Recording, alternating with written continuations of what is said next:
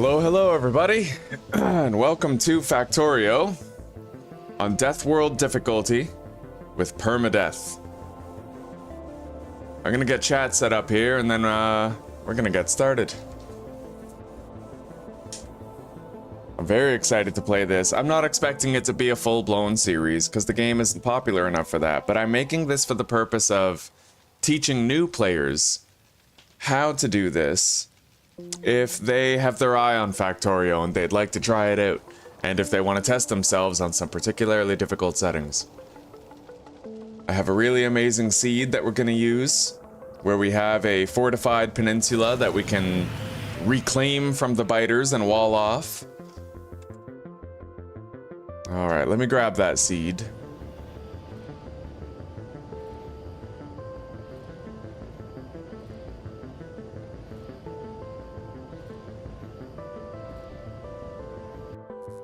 All right.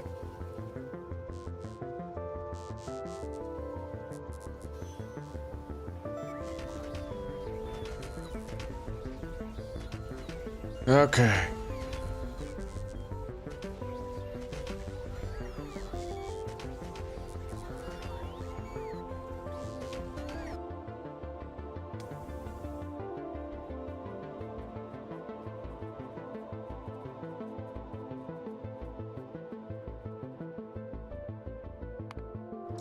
Alright, so new game, free play, Deathworld difficulty, and we're going to import this map exchange string.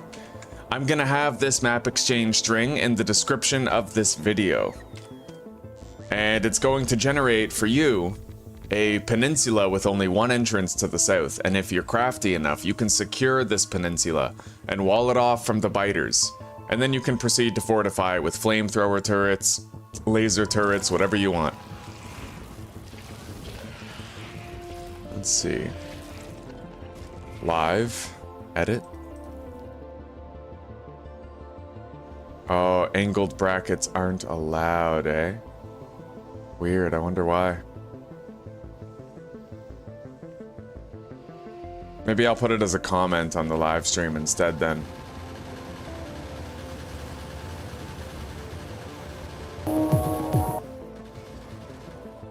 Can't comment on it yet.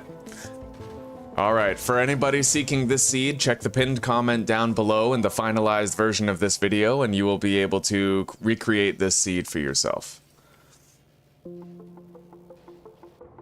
Alright, so Deathworld, import map exchange string, confirm, vanilla Deathworld. So this is the map that we're playing on. It's a large peninsula with numerable nests. We're going to want to eradicate all of these nests in order to secure this peninsula for ourselves and our factory. It's not going to be easy, least of all on permadeath, but I have become very experienced at doing this. So my chance of success is at least just as high as my chances of failure. So let's give it a shot. Same seed, right? No, we got to import the exchange string. Alright, let's do it. So our ship has crash landed on an alien world, and we now have to construct a factory and build a rocket in an attempt to survive and escape this planet. Launch a rocket into space. You will need to research advanced technologies in order to unlock the rocket silo. Start small, work your way up with automation, and don't forget to protect yourself from the natives. Pretty funny to call those giant insects the natives. Alright. So, your first task is to mine some coal. The game starts you out with a burner drill and a stone furnace. And we're going to use those to get started. We're going to need one more piece of iron though if we're going to craft 2 drills. Alright, we got it. We craft 2 stone furnaces. Now, first thing you need to know, space out your machines, okay? Don't put them too close together in the early game. If I have my iron mine down here, and my copper mine up here, and my boiler and steam engines up here, then the pollution won't spread out as much and won't touch as many nests as if I had everything right here. You gotta space your machines out. It's best that way. Alright. So, now we can craft a second burner mining drill now that we have this iron plate. And we got it. Okay. Now, we put down the drills, and we put down the furnaces beside the drills. The drills are going to mine ore, and put the ore into the furnaces, and the ore will get smelted into bars within the furnace. Now, we're going to go down, and we're going to try to mine some more coal.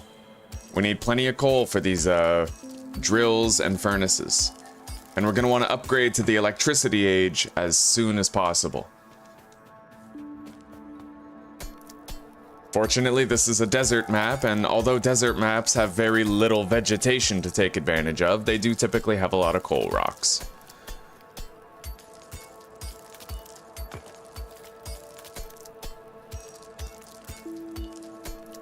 There are enormous nests directly to the south of me.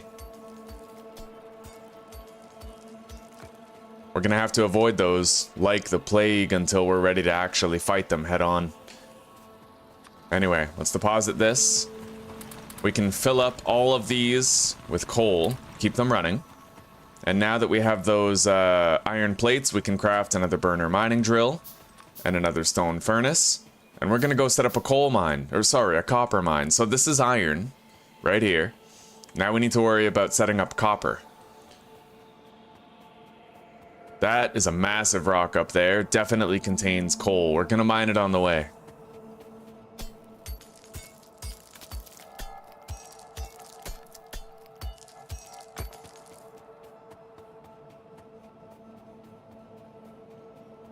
And we got what looks like 2 more coal rocks up there. So let's set up a drill right here. Put the furnace beside it.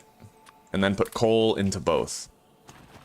That is going to mine copper and give us copper bars. We just have to return once in a while to empty the contents of the furnace.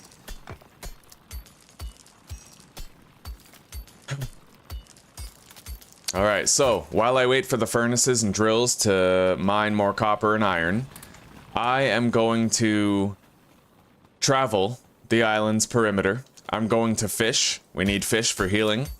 And I'm going to cut down trees and gather some wood. While also going out of my way to gather whatever coal rocks I can find on the way. We have a lot of work to do and not much time to do it. Because over time, the biters will evolve as a response to our presence on this planet. We have to bring fast hard war to them before they've had a chance to evolve too much. Biter evolution happens very quickly, and you gotta stay on top of it. So for now, a shitload of coal, that's what we're after. And wood. We need to cut down all these trees right here. Living in the desert, our availability of trees is gonna be reduced. Normally you can have a large forest. The trees will mitigate some of your pollution, but we do not have that luxury here. We have a scarce wasteland to live in. And we gotta take what we can get. We're gonna want at least 100 wood for everything that we're gonna need. And let's start fishing here. Those little shadows beneath the water's surface are fish that you can catch. And you can equip these fish to your tool belt and use them for a quick heal in combat.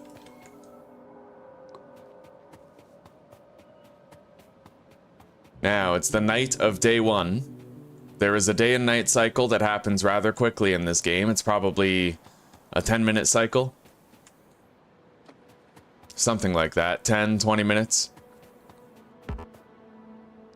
But we'll have full-fledged visibility once again very soon. For now, we fish.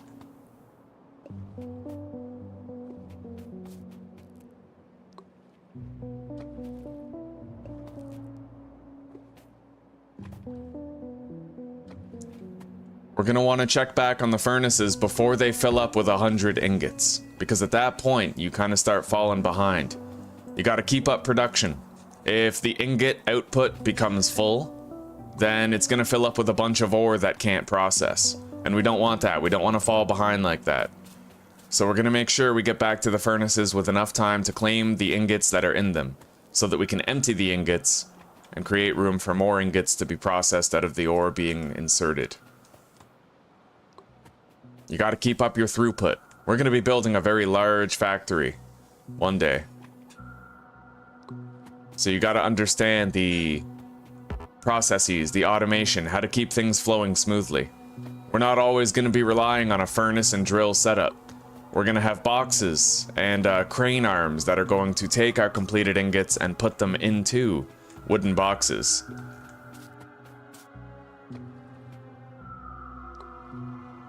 This game is largely about achieving automation in as many ways as possible, taking the workload off of yourself and making your factory do the work for you. So it requires knowledge of logistics, electrical networks, throughput, production lines. Or it at least requires a willingness to learn those things if you don't already know them. I knew nothing about any of that when I first started playing Factorio. But, you know, 500 hours later, you learn. You pick up a few tricks along the way, watch a few YouTube videos, learn some strategies, and you slowly become better, as with everything else.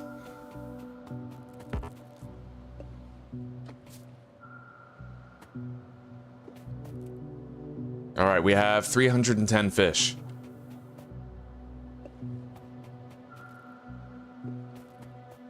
I'd say that's good enough for now. So now we're gonna mine a couple of coal rocks on the way back down, and we're gonna check on the furnaces and empty them of all the ingots that were produced.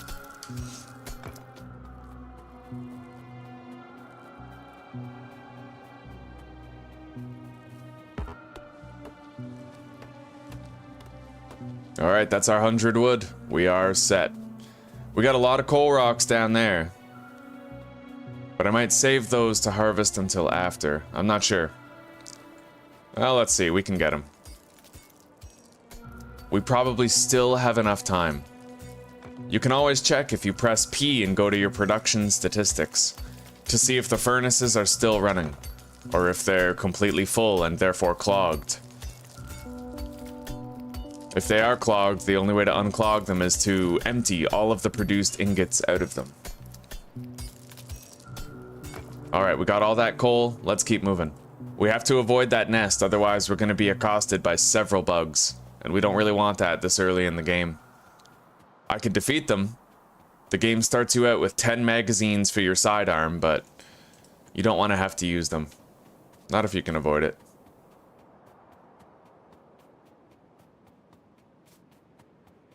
So now, we're going to empty these, we're going to empty all of our furnaces of ingots, top them up with more coal, and then we're going to head east and gather everything we can find that way. Fish, coal, everything useful. Yes, look at that, 100. We made it just in time to empty those. If we had gotten here a moment later, it would be beginning to build up iron ore there. And you don't want that. You want to keep up the production of the ingots as consistently as possible. Now, we have to start preparing for the production of electrical power. We're going to have electric mining drills soon. So I'm going to craft 3 steam engines and a boiler. I'm also going to need an offshore pump for water. But we need copper for that, so we're heading over here. 96 copper waiting to be grabbed. We're going to bring the fish down, just in case we need an emergency heal. Top up the furnace and drill. And now we'll craft our offshore pump.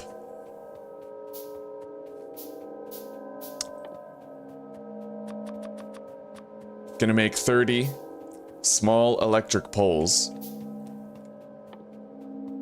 And then we're gonna craft 1 lab for research. Maybe I can hold off on the lab right now. We'll do 5 electric mining drills. We're gonna need 10, I believe. 6 for iron, 2 for clay. Or no, 6 for iron, 2 for coal, and 2 for copper. Yeah. I'm not gonna bother mining stone in the early game here.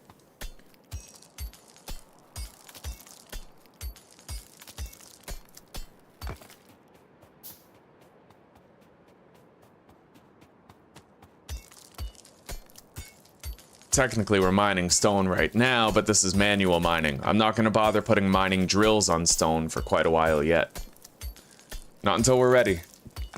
Good morning, Mary. Damn right, a new game, and it's a fun one too.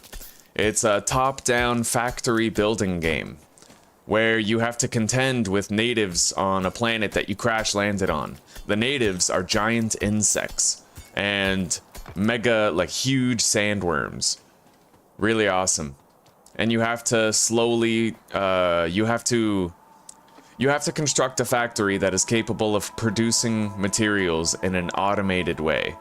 So you have to constantly strive for greater production efficiency. It's really fun. It's very complex to learn. I have about 500 hours in it.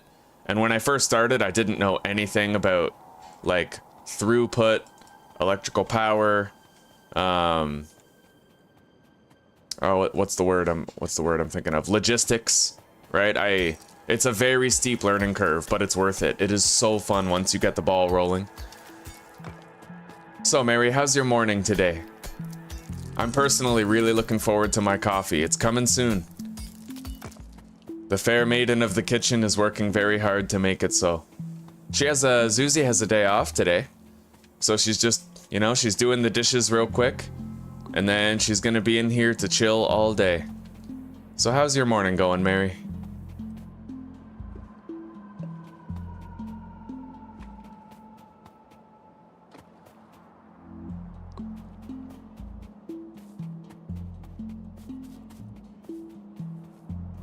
Alright, it's a little dark, but I'm not seeing any coal rocks around here. Let's travel north.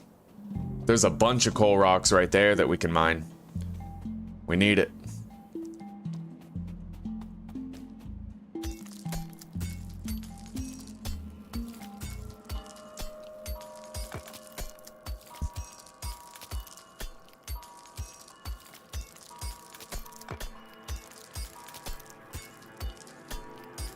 Nice and relaxing, eh?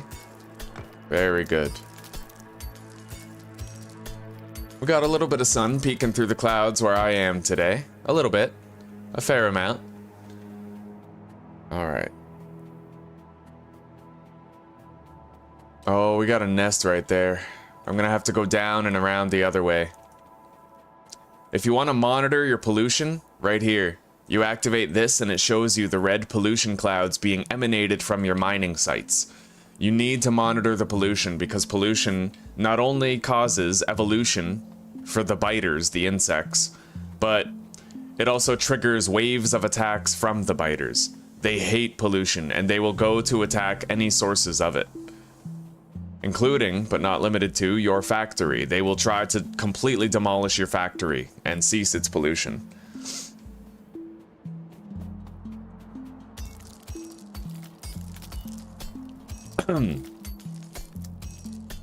Now, there's 3 things that cause biters to evolve, okay? The first thing that causes biters to evolve is pollution. The second factor is time. The length of time that you've been playing, they will evolve very quickly over time. And the third thing is killing nests. If I clear out all these nests around where we crash landed and kill them, then they're gonna evolve proportional to the amount of nests that I destroyed. Now, the fastest factor, if I go here and type /evolution, it tells me, so they have evolved only 3% due to the pollution I've emitted so far, but 97% due to the time that has passed. So biters evolve much faster over time. It's worth it to pollute the nests if you're saving on time. So the faster your production can be, the better. Anyway, we're gonna keep that running a little bit longer. We've got a lot more iron. We can make our last 5 electric mining drills. We already have our electric poles for the throughput of electrical power. And we're gonna want to start crafting some stuff. So I'm gonna want 20 wooden boxes at least. Pipe. And I'm gonna need a bunch of those inserter crane arms as well. So we're not done yet. But we can start setting up our electrical network now while we wait.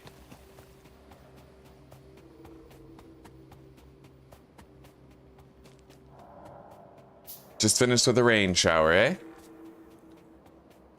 That sounds very nice.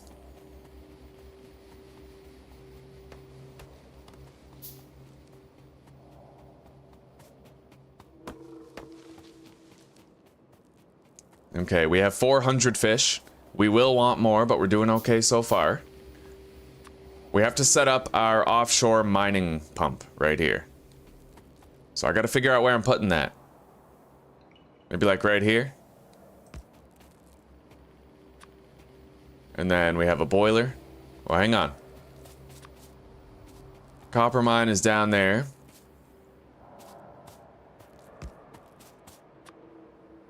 Yeah, that'll do. All right.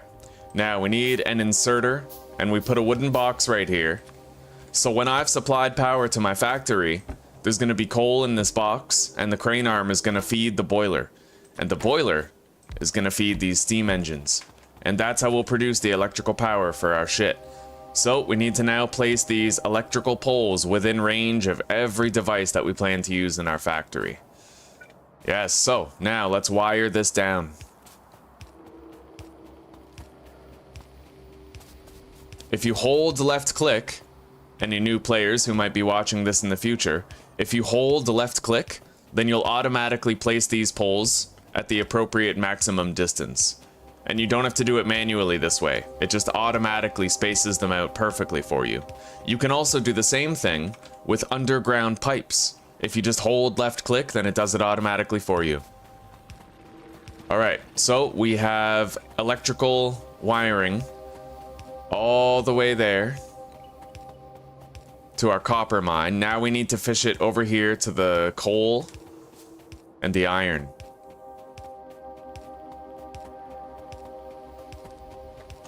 Okay, we got it.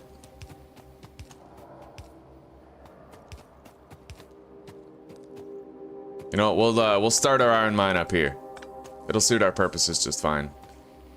What if we did put it to the south? Let me analyze the map. Okay. Yeah, we're just gonna do it up here. Let's go down, and then to the right. Okay, so now we have to start figuring out the positioning of our drills, transport belts, inserters. We have to build a factory before we fire up the machines. And that's gonna take a lot of thinking, a lot of planning, but we have a little bit of time. So we're gonna get started. I'm gonna craft 20 transport belts here, but we're gonna need more iron. And we are currently producing some. We have to monitor our pollution though. We can't let pollution start touching nests, otherwise that causes big problems for us. Alright, let's begin. I'm gonna start by building our iron factory. It is definitely the biggest one, requiring the most attention. So, we start by placing the drills. We're gonna go with 6 drills. These drills are going to put iron ore onto this conveyor belt, which is going to bring all of the ore this way.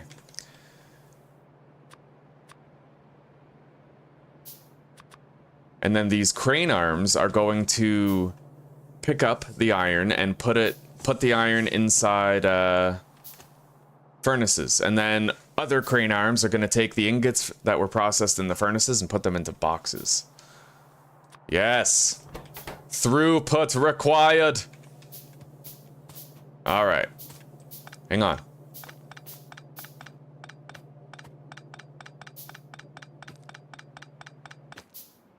I gotta do this a little bit different. I need to make sure there's no gaps in my power grid. So, right there.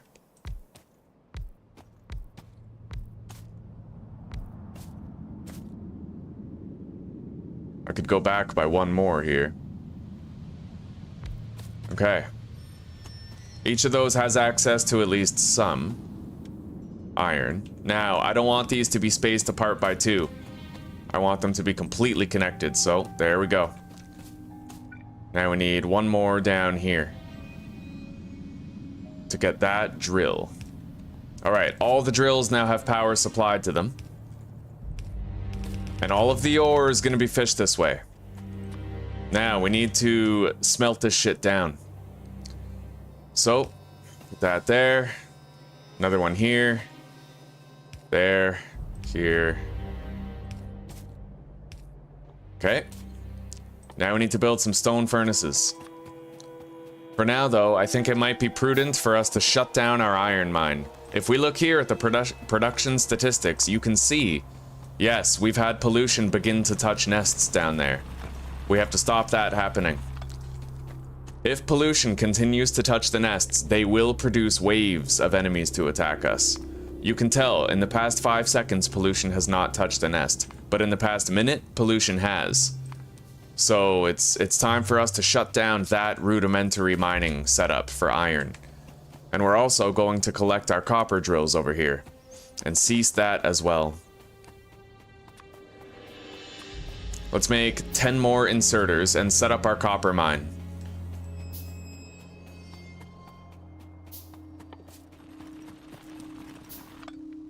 Okay. So the copper mine is going to be much more simple.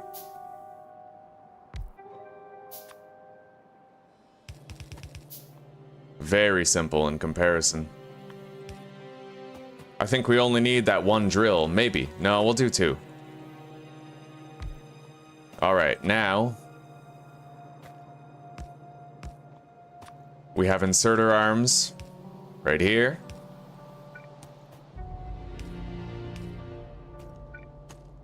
Two more inserter arms and wooden boxes. So, the ore gets mined by the drills. These cranes insert the ore into the furnaces, and then these cranes take the ingots out of the furnaces and store them in this box. Alright, we'll put 25 coal in the furnaces. Let's move this over a little bit. Just a little bit.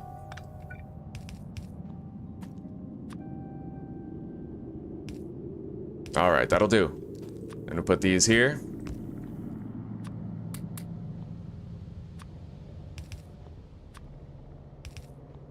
Alright, everything's powered and everything is ready to go. So the copper mine is ready. Completely ready.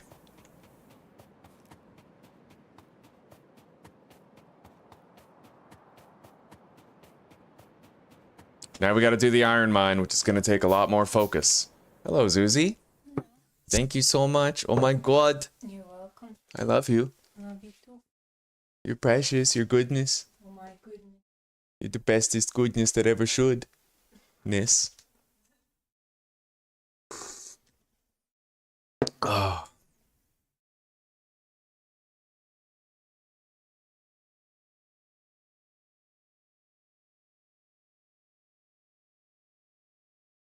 Okay. Time to finish with our iron mine.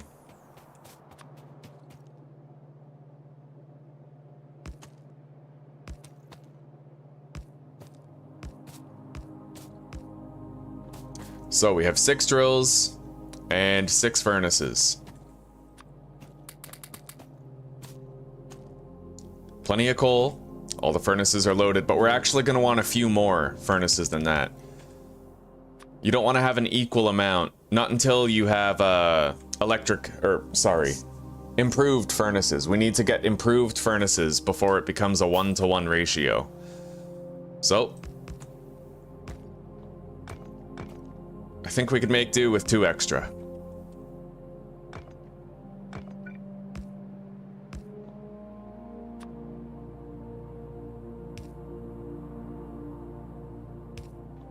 All right.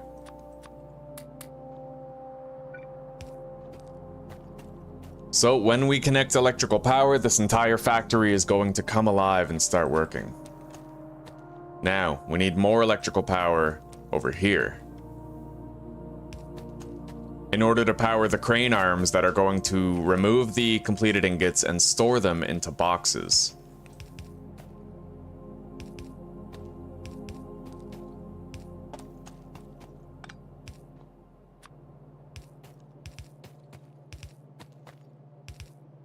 Okay, everything is set up. It's not exactly clean, beautiful, or completely symmetrical, but it'll do for now. We'll have a lot of iron to use. Alright, now we need to set up our coal mine, but that is considerably more simple.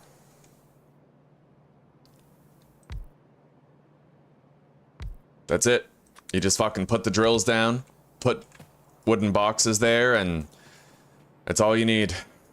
Now, I need to produce 10 automation science packs and a lab. Gonna need that laboratory so that we can research automation. We're going to be building machines that are going to craft for us in a fraction of the time. Remember how I told you, the biters evolve most quickly with time. So it's worth it to have more pollution if you can do it in less time. That way they won't evolve as fast. So, yeah. We're gonna go fire up the factory and get things going here. I just also have to produce a laboratory now. So we'll produce those 5 automation science packs in the laboratory, and then we will fire up the factory and get it moving. It's gonna come alive, and everything's gonna happen all at once. But at this point, we have to be very meticulous about our step-by-step. We have a lot of nests to eradicate before we've secured this peninsula. A lot of nests, and it's gonna be dangerous. Alright. So, we now have 10 automation science packs. We just need that lab. Oh, we're already making a lab. Okay, but with 2, we can research it in half the time. We're gonna want 4 labs later on, once we've gotten our production going. But we'll do 2 for now. Anyway, we're completely out of iron. We had just enough for everything that we needed. Exactly enough, other than these 2 ore right here. Okay. Now, let's fire up the factory. There it is.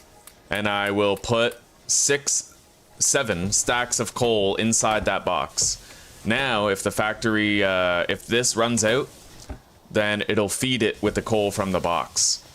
We're generating a shitload of steam. We have a respectable amount of electrical power now. And the factory has come alive. Our automation has begun. And we're now producing resources very rapidly.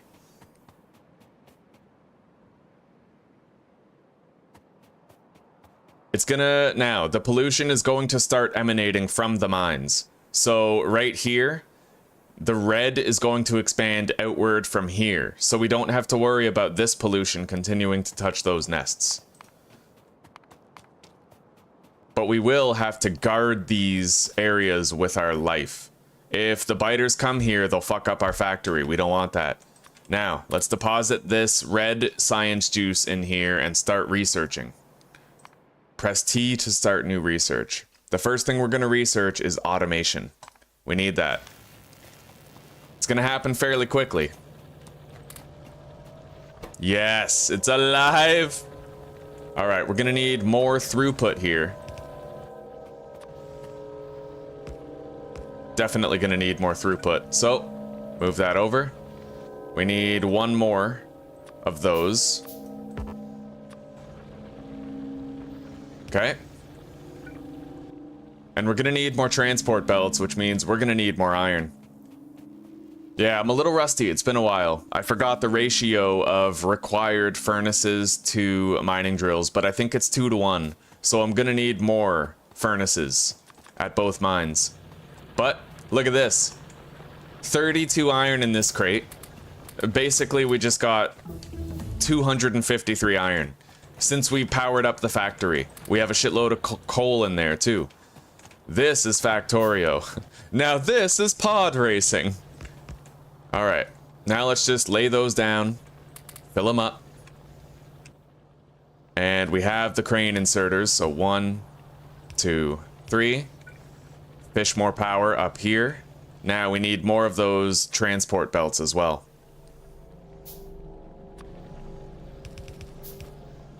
Okay. Make more crane inserters. Fish more electrical power there.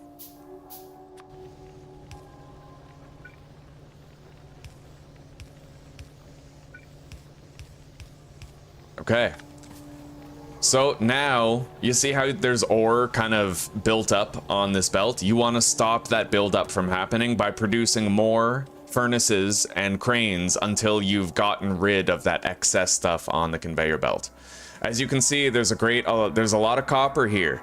And there's so much copper on the belt, it's actually stopping this drill from working. You want to make sure that never happens. And the way that you do that is just by increasing your throughput. The way you do that is with more production. So, let's make 4 more of these inserters. and get these 2 furnaces working to produce more ingots, and that should solve the problem. Then we put we put 2 more boxes down, and now, as you can see, they are smelting the ores faster than the drills can produce, which is what you want. Now, let's produce 20 more red science juice, and we have to craft assembling machines. You know what? Screw the red science juice. We're doing 4 assembling machines first. And then we're also going to do 2 more laboratories. And while we craft that stuff in our inventory, we're going to receive more copper and iron from the mine, as well as coal. But we have to monitor our pollution spread at all costs, at all times. As you can see, it's kind of creeping up over here toward these 2 nests. So we are operating on a limited time frame here. We're going to have to work very quickly. All right. So we now have an assembly line here. It's really going to come in handy. So if I put iron in all of these, all 4 of these machines are now producing gears much faster than I can craft them. Much faster than I can do it myself.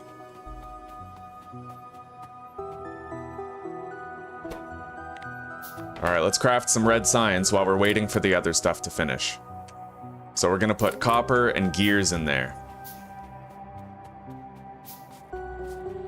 Yes, now we have red science producing in there, the red science juice that we use for research. We have 2 more research laboratories here.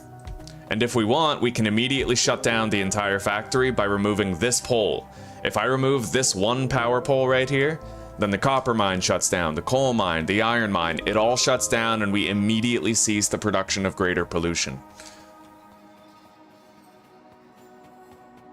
Always have a kill switch for your factory. Always. Anyway, we just got a shitload more iron here. We gotta keep an eye on this, though, on the spread of the pollution. And I'm gonna produce red science in my inventory. Save on time.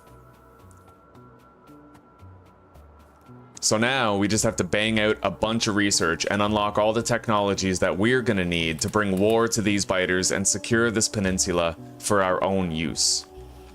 That is the current objective right now. Crushing the natives. Alright, we're gonna produce more gears. We'll make 200 gears. That'll come in handy.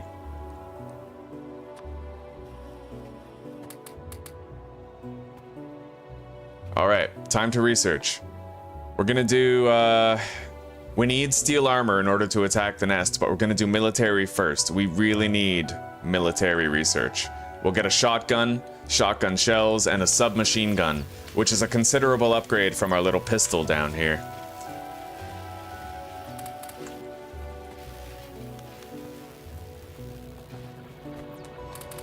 And we gotta watch our pollution. The moment we notice that pollution has touched the nests, we have to shut the whole factory down.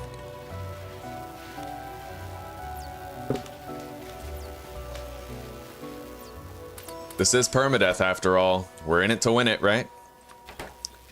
So.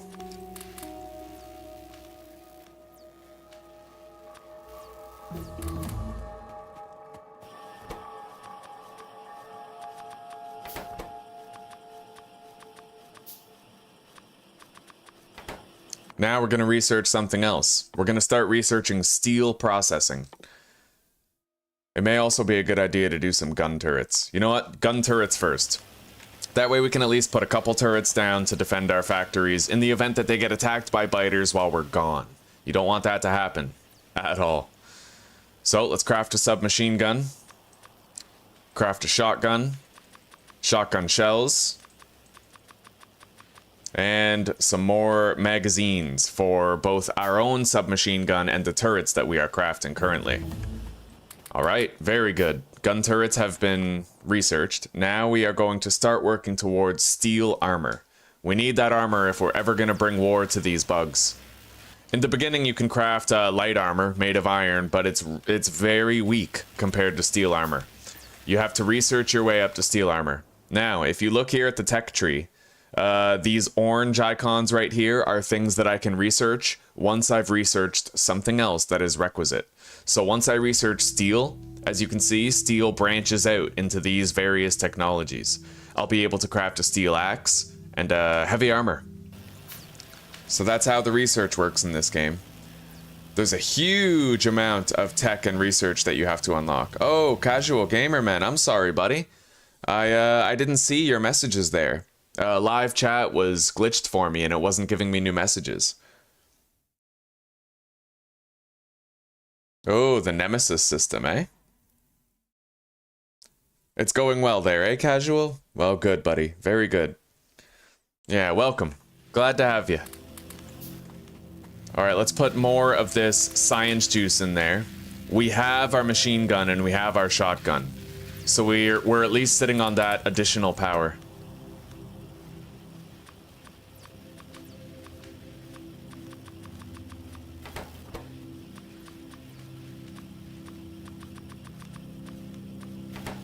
Okay, there's an exact amount in there. That's all good.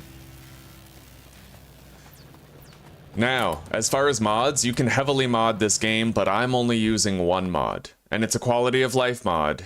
It's called Even Distribution, and it allows you to... If I want to fill all 4 of these with the same amount, I can hold control and mouse over all of them. And then it will evenly distribute the stack in my hand across all of them. It's very useful. Anyway, we're done with steel processing. Now we have to research the heavy armor, but that's going to take a while. Let's check our production statistics, keep an eye on the pollution. So, we still have not had any pollution touch any nests in the past 10 minutes, but it's getting there. This nest is about to start touching, so we may actually want to shut down the factory now, ahead of time. Get ahead of it, you know? So we're going to do that. We're going to shut down the factory, and we're going to take our time producing materials, turrets, fortifying, etc. We have to. Alright, let's empty these. And this is what even distribution does. If I have 34... Yeah, if I have 34 science packs and I want to divide them evenly throughout these 4 laboratories, then hold control, left click, and drag. So, as close as possible. 9, 9, 8, 8. It evenly distributed them so that I'd have an equal amount, or at least something close to it, in each.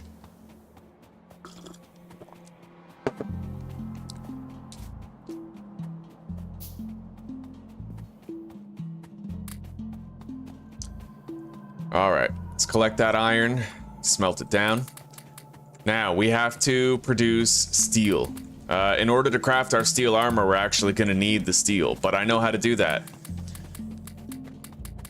You need 50 steel to make the armor, and crafting 250 steel requires, or no, crafting that amount of steel requires 250 iron.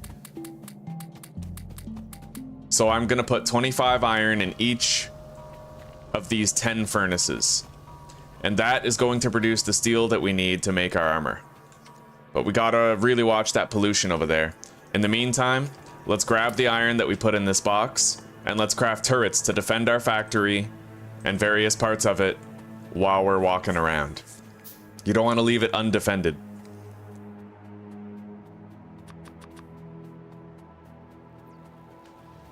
I gotta keep an eye on that pollution, though. Okay, we're touching. The pollution has now touched that nest right here. So it is officially an appropriate time to be at least a little bit worried about waves coming to attack us. We have more science packs. Let's put these in here.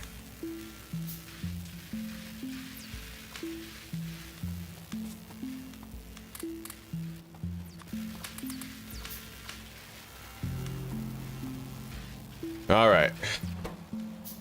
Now, I need to produce more gear wheels.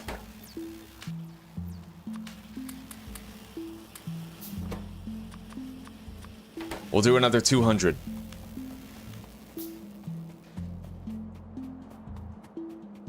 And it's time that we set up some turrets just in case we end up getting attacked.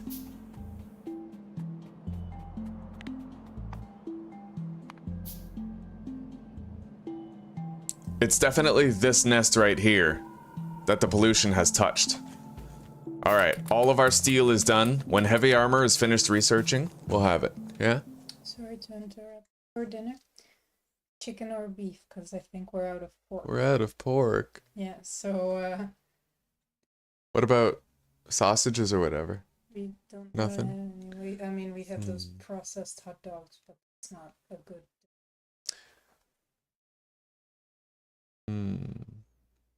Yeah, God, I don't know. Okay, what about... Okay, you know that recipe you do where it's like cheesy chicken breast? Does that fall under the rule set of our current diet? Animal products only, yeah. Yeah. Maybe let's do that. It switches it up a little bit, and we both love that, huh? Okay, good. Thank you. Yeah, it's definitely this nest. We just saw the red cloud over that nest.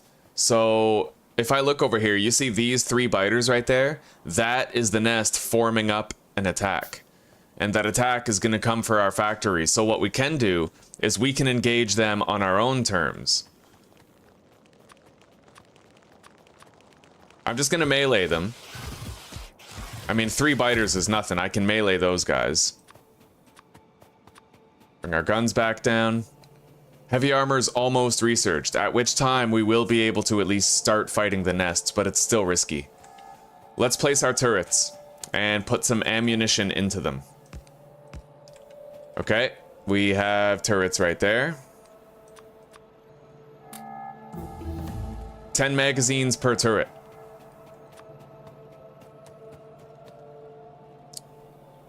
I just have to make sure there's really good turret coverage across the entire factory, which this has managed. Alright. 10 magazines per turret. Heavy armor is finished. Alright, let's craft our heavy armor. As you can see, it needs 100 copper and 50 steel plates. We already crafted those 50 steel plates with 250 iron. So, now we'll have heavy armor and we will be significantly more protected while we wage war against the biter nests.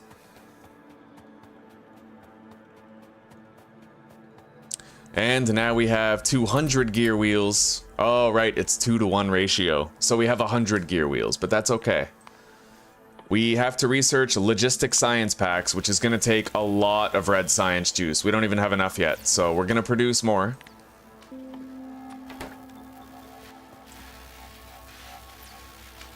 $30, $40. All right.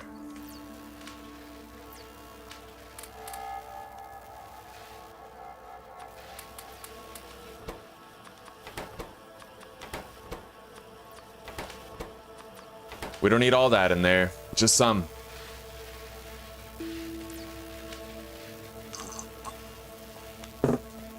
Alright, so, how is pollution for the past minute? So we have still had pollution touching those nests for the past minute. I'm gonna want to take out that nest so that I can turn the factory back on, because right now that's our problem nest. Anyway. We have turrets at every mine, and they'll be defended. Defended enough.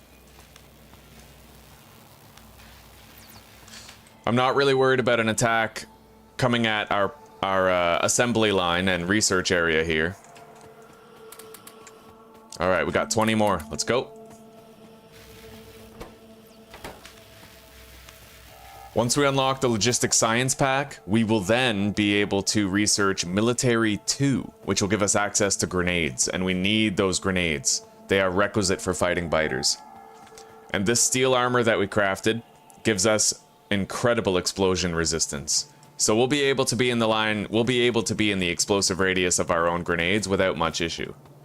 Without much issue at all. Yeah, those turrets... Okay, they're not quite covering. Let's move this one down a little further. Now it's completely covering. There. We have complete turret coverage around this entire mine.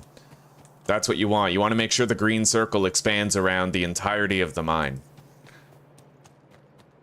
Alright, have they started producing a new attack wave? Or are we good? It looks like this one... No, that's not an attack wave. Okay, we might be okay. Might be. But if they do attack the factory, the turrets are going to make short work of them. It's a very small wave. If you have consistent pollution pouring in, they make massive waves, and you sure as shit can't stop that with 2 turrets. But because we've managed our pollution intelligently, we don't have to worry about that worst case scenario. We're not gonna get a big wave. Okay, there it is. We now can craft logistics science packs. And at this point, we're gonna want to try to research military too. So, we need 20 red science juice and 20 green science juice. We already have 20 red, now we need 20 green. And in order to craft green, you need transport belts and inserters on a 1-to-1 ratio. So if we want 20 green science packs, we need 20 inserters and 20 transport belts. Transport belts are easy. We're gonna have those right now, and we almost have enough materials. We don't quite yet have enough. We're gonna have to fire up the factory for just a moment. Just a moment. We need to be able to craft 20 inserters. Alright, let's put these in here. So that's half of what we need. And now we need 5 inserters in each assembly machine. I think that'll do. We can shut down the factory at this point. Let's grab all that. Put that copper in there. Okay. Now let's go grab the iron.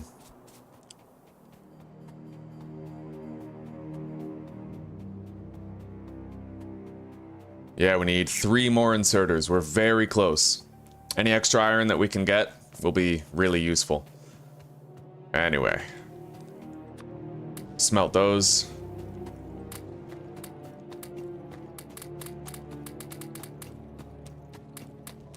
Okay, we managed to get a lot more. And the beautiful part is we'll have leftover iron and coal for the production of grenades.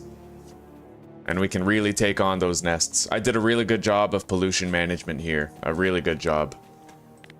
Not perfect, mind you, but pretty damn close to it. So let's load these up. Oh. Alright, these are now producing 20 green science juice for us. Once we get that, we can research military too. Oh, fuck yeah, Factorio. You a fan, Frosty? Permadeath Deathworld too. It ain't no walk in the park, but we're doing good. When this live stream is done, Frosty, I'm gonna be putting the map exchange string in a pinned comment below the video. So if you want to play on this seed for yourself, then you'll be able to. Essentially, we're on a peninsula, so this is like an island, and the only entrance is down here to the south. Oh, we have turrets fighting with enemies. But it was probably a very small wave, so I'd imagine that they're all dead now. Alright, let's start the research here. Let's go check on the factory. It probably wasn't that bad. We've been managing our pollution so well. Hello, Corchito. Welcome. So, Frosty, Corchito, how are you both doing today, huh?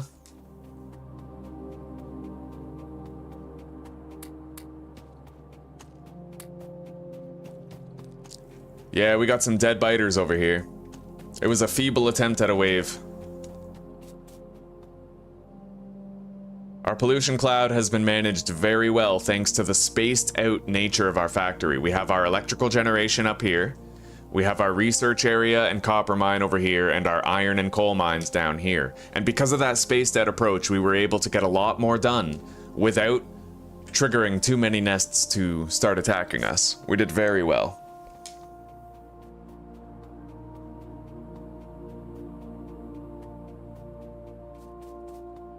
Anyway, military 2 is almost done. Let's put this last of the green science in there, and then it will be done. Alright. Now, is it possible for me to provide turret coverage to the copper mine and to my assembly line / research area? I don't think so.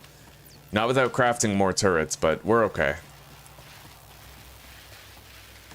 Almost there. I'm gonna fire up the factory until that research is done. just to give us that extra little buffer of supplies. So there it is. Military 2 is now researched. We can craft grenades. We'll make 10.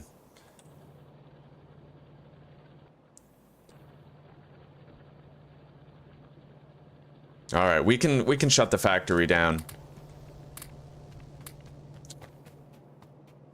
It's time that we got started on fighting. So, we have grenades and fish on our belt. We can instantly access them if we need them.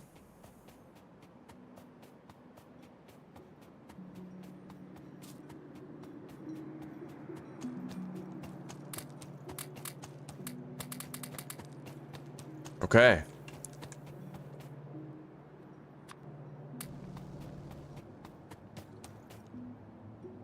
So we have 30 firearm magazines, 10 grenades. We're ready. We're ready to destroy this problem nest up here to the northeast. The one that our pollution cloud keeps touching. And then we can leave the factory running a little while longer. So the first nests we're going to want to deal with is this one and that one. And then we'll be able to leave the factory running for quite a while before these nests become a problem. And we'll be able to generate a surplus of additional supplies to lean on. Alright guys, so this is how you fight a nest on permadeath, okay? Your first target is definitely the worms. You have to take the worms out. It looks like this is a very easy nest. There's only 2 worms. So I'm gonna run up on them with the shotgun. If there were more worms than that, I would definitely use the assault rifle. Well, the submachine gun.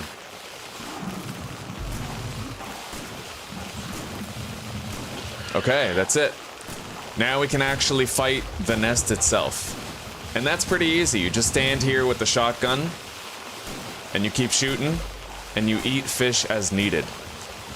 The reason why you need grenades is that if you ever get stuck, if the biters are ever surrounding you and you can't move, then you toss a grenade.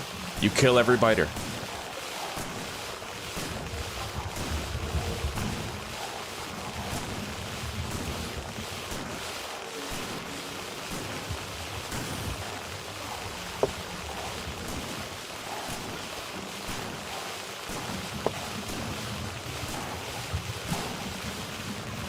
See, I'm stuck. I can't get out. So, boom. You just throw a grenade, kill every biter that's keeping you stuck. Now, as you can see, I have an evolution factor of 0.07 over here on the right-hand side of the screen. Whenever I'm looking at the nest, I can tell. At 0.2, that's when you're gonna start seeing medium biters. Shortly after that, at 0.25, you're going to start seeing spitters. So you have to be very strategic about what spawners you get rid of and when you get rid of them. And I'm going to teach you more about that as we go on here. In this one live stream, I might be able to eradicate every single nest and secure the peninsula, making it a very good learning opportunity for you guys. I may also die. It does happen. It's not easy. But we'll see how I do. Alright, now I just gotta clean up this riffraff here.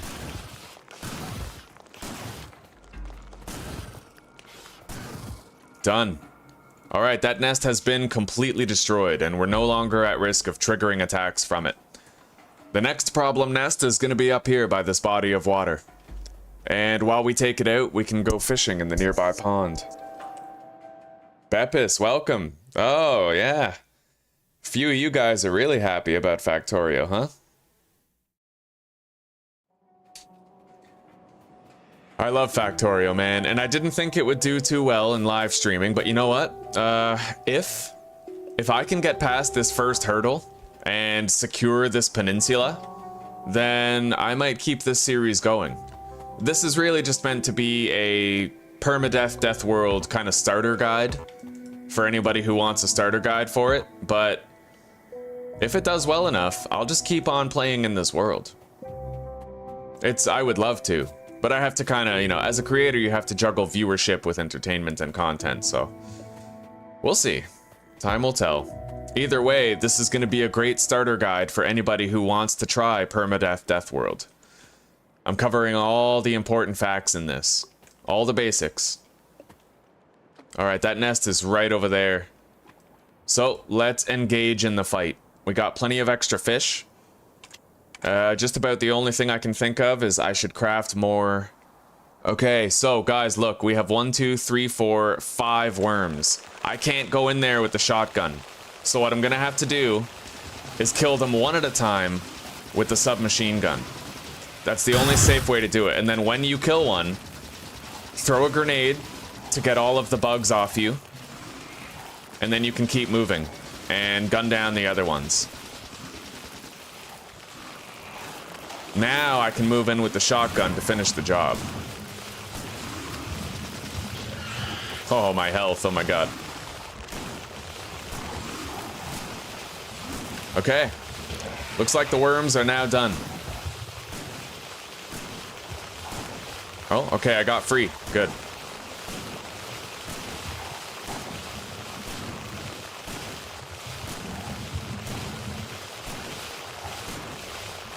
I never would have guessed NM Claw Horse Incident. Never would have guessed that you were a Factorio fan.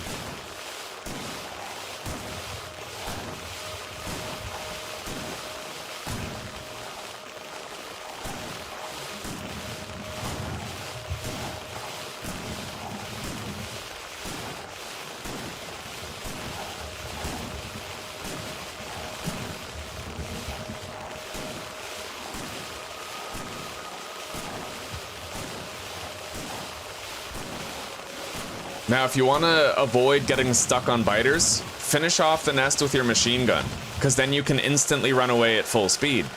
But if you finish off the nest with your shotgun, it's going to slow your movement speed for a second, so you'll be more likely to get stuck on biters. I'll show you right here. The last shot is the shotgun. As you can see, my character was moving a little slower there, but with the machine gun, there's no delay in your movement speed.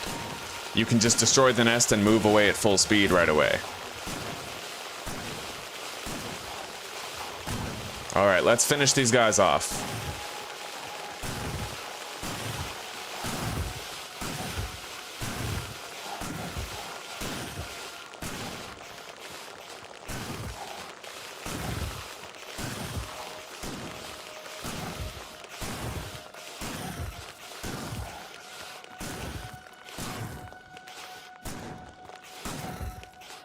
There it is. Okay, we've destroyed the 2 problem nests. Now, we can reactivate the factory, and we can afford to leave it running for a while longer. Produce more materials, more grenades, more ammunition, and then fight more nests. But we have to do it fast.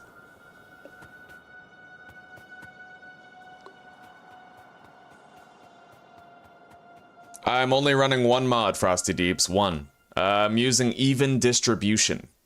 Even Distribution Light. And that just lets me evenly distribute items into containers. It's a quality of life mod. It doesn't really help with much, right? It's not really a huge advantage.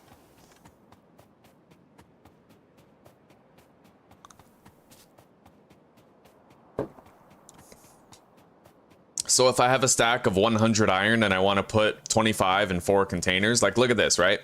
This is how it works. I can evenly distribute all of my copper into these boxes. Right, and it divides it into an even amount. Yeah, that's what it does. It's very useful, but not game-breaking. You got accepted into college recently, eh? Silent Hill 3 and 4 session later. God damn, very nice. With the family, no less.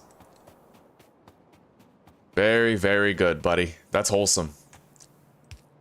All right, let's reactivate the factory. Always, guys, I said this earlier, but always have a kill switch for your factory to manage pollution. If I pull this one thing, then it disconnects all of my mines from the main power grid, completely ceasing pollution. So always have a kill switch for your factory like that. It helps. Anyway, we can afford to leave everything running for quite a while now. The time has come for us to prepare as much ammunition, grenades as we can. Yes. Now, it's been a while, so I'm gonna go up. I'm gonna check on the boiler and the steam engines, and I'm gonna put more coal into them.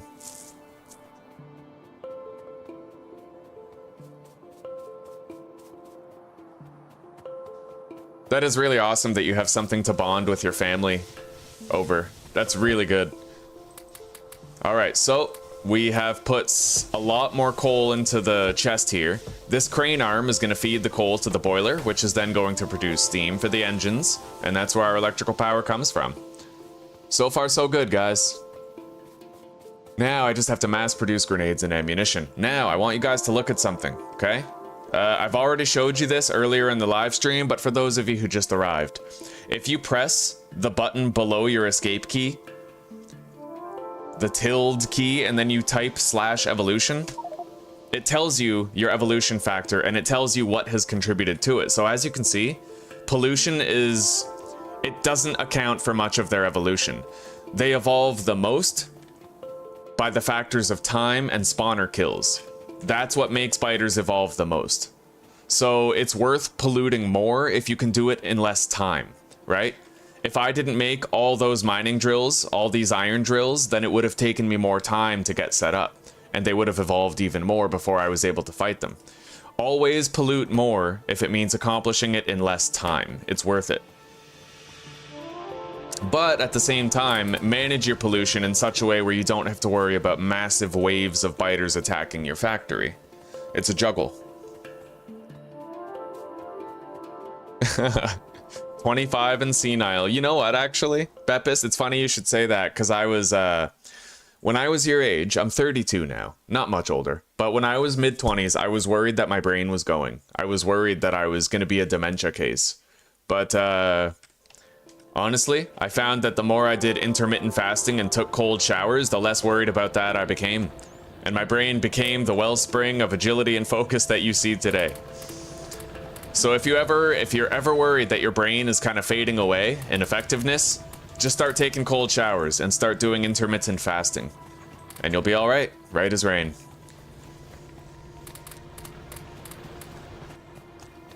From one guy worried about his mental health to another. All right, so we now have a lot more supplies for crafting. We're going to make 5 more grenades.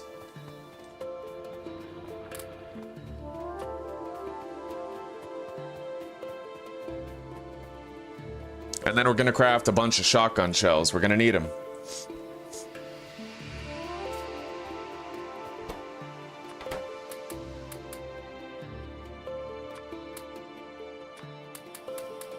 All right. Production is good, my friends. Production is good. We haven't had any pollution touch a nest in the past minute, which is a good sign. Very good sign. So, while we craft shit, I'm actually going to go scout around. I'm going to uncover some of this fog of war real quick. Just so I can see beyond the fringes of it. I want to have our pollution cloud fully visible. At least as visible as possible.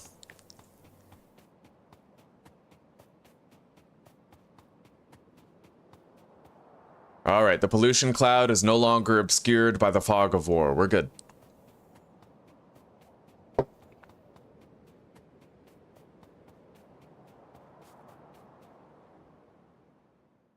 What was the key combination to spread resources evenly between stations?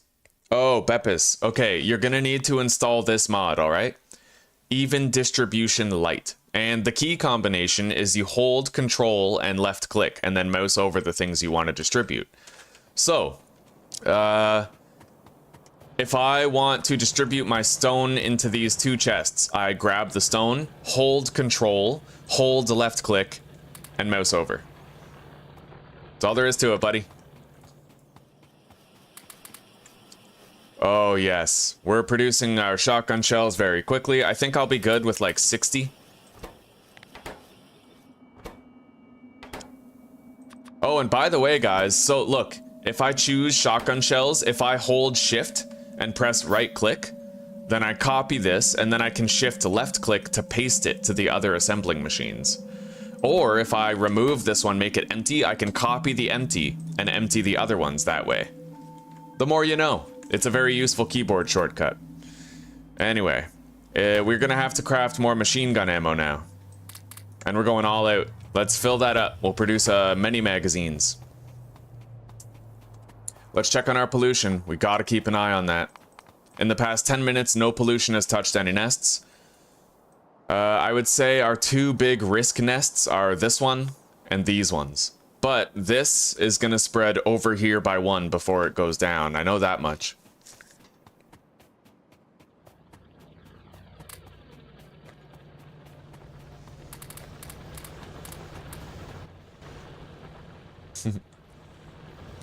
Okay, we're doing very good on supplies. Let's craft 20 more grenades.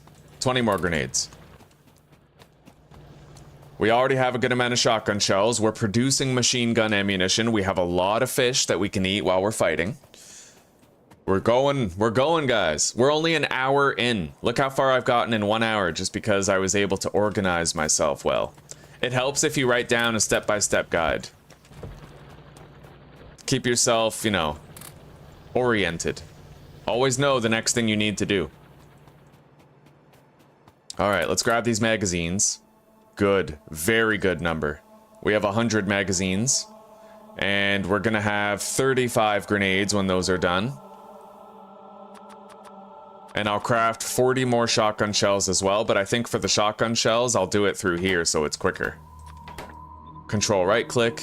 And then control left click all the other ones.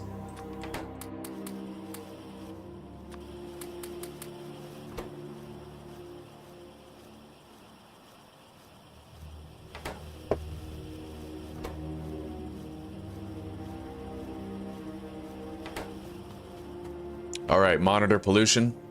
Check the cloud. Yeah, now it's about to spread down to those other nests. Wait. Alright, still hasn't touched, but it is about to. I'm gonna need to shut down the factory very soon now. In fact, once I have my 40 shotgun shells, that's gonna be the time. We'll have 100 shotgun shells, 100 firearm magazines, 35 grenades, a shitload of fish, and we'll be ready to fight these bugs and try to eradicate them from our peninsula.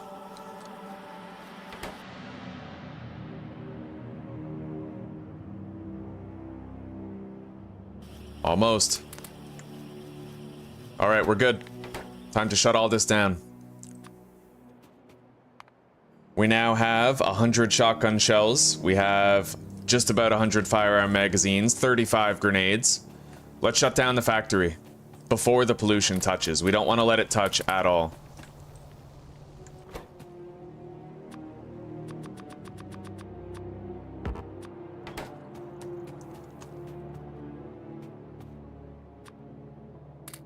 Okay. And we'll give ourselves all the bars and ingots that we can possibly acquire right now.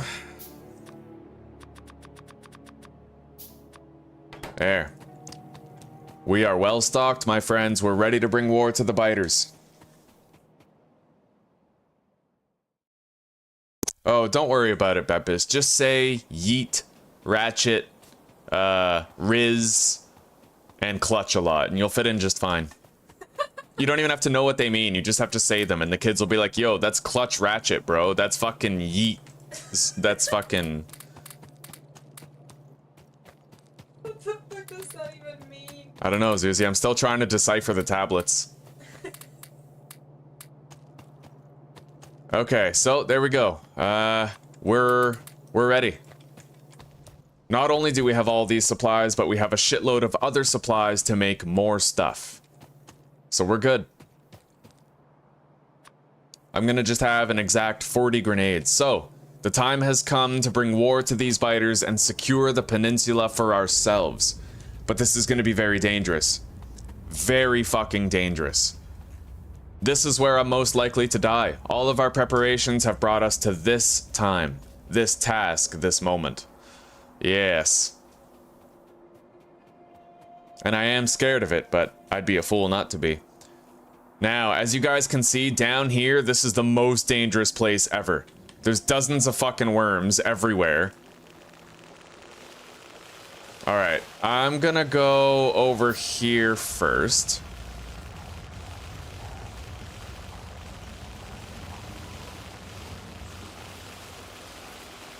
Look at all those fucking biters, man. All right, let's...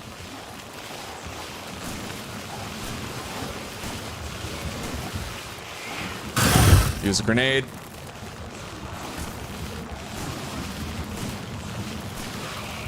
There's very few actual sandworms here, so I'm able to run in with my shotgun and do it that way. But if you have too many worms, the problem is, every time a worm spits at you, it creates a puddle on the ground. If 4 worms spit at you, it creates 4 puddles under your feet. And that's when the damage gets so bad that you can't actually out-heal it, even if you're spamming fish. That's why the worms are the most dangerous part. You gotta be real fucking meticulous about how you handle that. Anyway, let's try to get out of here.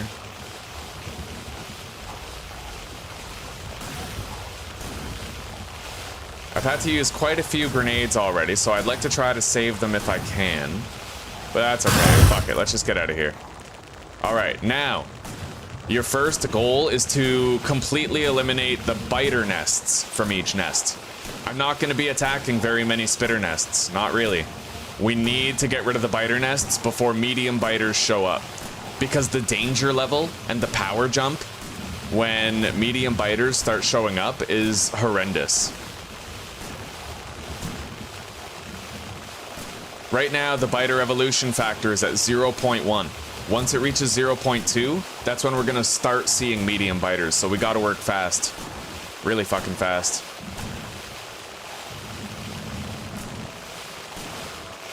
The upside is I am loaded on supplies, so I'm not gonna have to take a break to produce any more supplies for quite a while.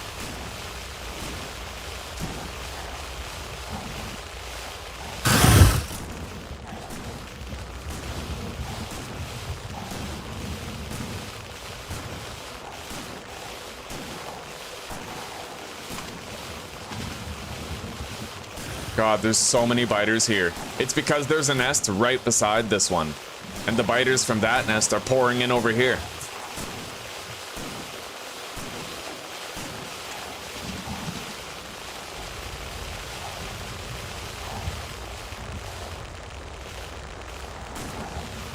Oh my God, look at all those biters.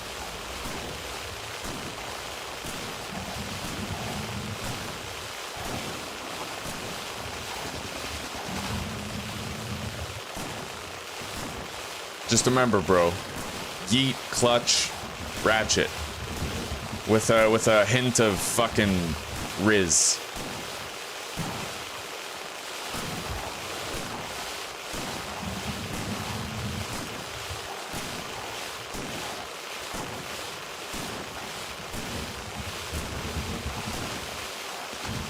Okay.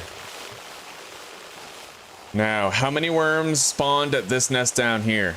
Bear in mind, guys, it's not always going to be like this. Sometimes there's like a dozen fucking worms at a nest, and it's so deadly to even approach it. Like, it's only going to get harder, not easier. We're in that part of the game now where anything can go wrong at any time. I'm going to try to mine this coal. We need it. We need to produce more grenades while we're fighting. So as long as we mine this coal whenever we get an opportunity, we'll have plenty of coal for more grenades. We have the iron already. What we need now is the coal.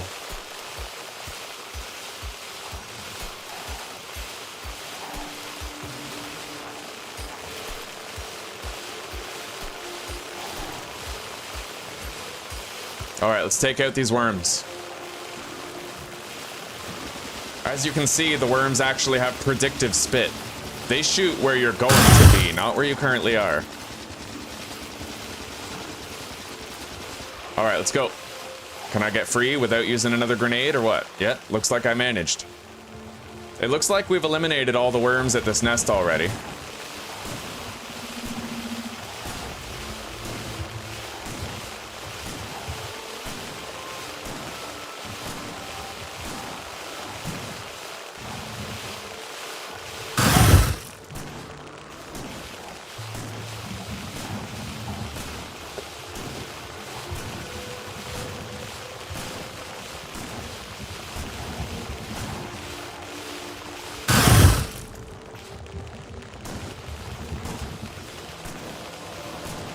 No, there's no faster way. I caught them all manually, but you get 5 fish every time you catch one. So really, I have 400 fish, but I only had to get like, you know, I had to manually catch maybe 75 of them, and it gave me 5 each. All right, let's go to the next nest now. After we grab this fucking stone down here.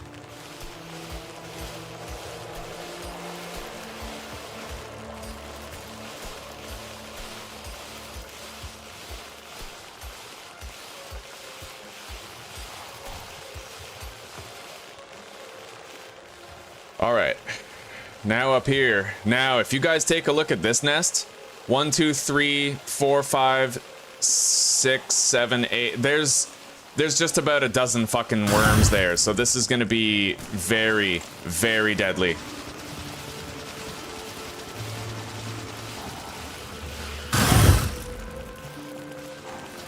Yeah, 3 worms right here means I'm getting 3 spits sent at me at once. So if I get immobilized by all the biters, that's a bad time. Because then I'll be standing in fucking 3 puddles at once. I'm gonna wander the outside edge and approach them from a direction where I can try to have as few worms spitting at me at once as possible. That's the way you gotta do it. You gotta try to minimize the spit coming at you. All right, throw a grenade, liberate myself from the constraints of movement. Keep shooting with the machine gun. Don't stop, don't slow down. Keep moving. Go back, re-engage this one. Notice how I'm trying to keep the other worms over here, far away. I don't want more than 1 worm to be able to shoot at me if I can avoid it. The way you do that is by choosing your angle very carefully. Anyway, we have a moment here. Let's harvest this coal before the worms destroy it. Well, before the biters destroy it. All right, get free. Yeah, we need this coal for more grenades. It's requisite. And the stone is whatever. I'm just kind of gathering it because we're already here.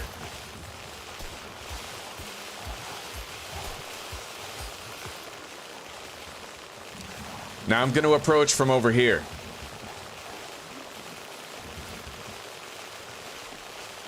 From the bottom. And that way I should be able to only be attacked by a couple worms at once.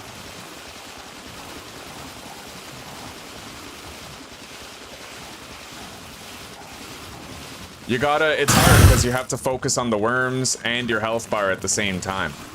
It's not easy. Anyway, let's get close and finish off these worms with our shotgun. All right. Now that the worms are gone, we can take out the biter spawners. We need to take out those biter spawners, big time.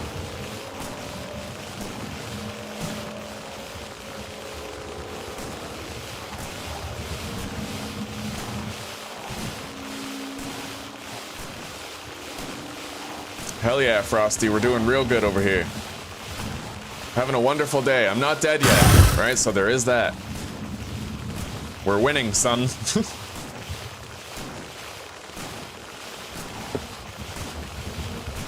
Are you winning, son? Yes, Dad!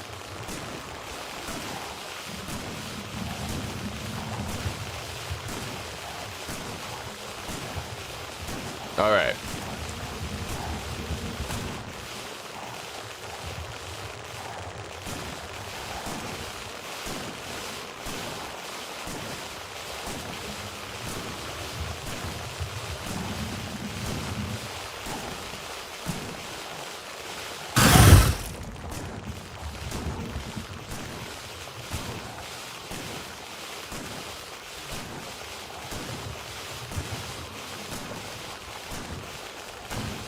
Okay, there we go. We've eliminated all of the biter spawners at all of those nests. All of them. We're also going to want to whittle down the spitter spawners at a point, but oh my god. 1, 2, 3, 4, 5, 6. Man, there's a lot of worms over there. This could be tough. That's grenade, get myself liberated from there. Oh, fuck. This is gonna be a tough one. Real tough. Very resource intensive right here. Liberate. Go. Run. If you can zigzag run, it helps. Because knowing that the worms spit where you're going to be rather than where you are, you can kind of zigzag while you run to make them miss. But it only works until you get stuck on all the biters. Once you get stuck by the biters, that's when it becomes harder. And that's when the puddles start forming beneath your feet, doing mega damage over time. See, I just avoided that spit, avoided those ones, because I'm zigzag running. It's a lot to think about all at once. Oh my god, I'm getting spit at by fucking 4 worms. Alright, let's go. 4 worms is the danger zone. That's when you gotta get the fuck out of there as fast as possible. Anyway, we've almost eliminated every worm at this nest. After this one, I can run in with my shotgun to finish off the others. Alright, let's go.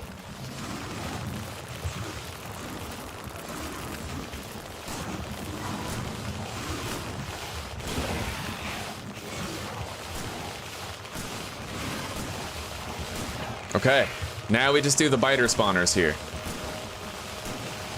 We need to eliminate all the biter spawners at all of these nests before the evolution factor gets too high.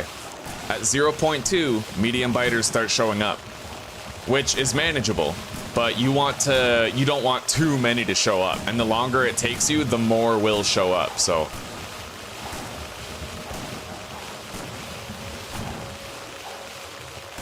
So far, so good.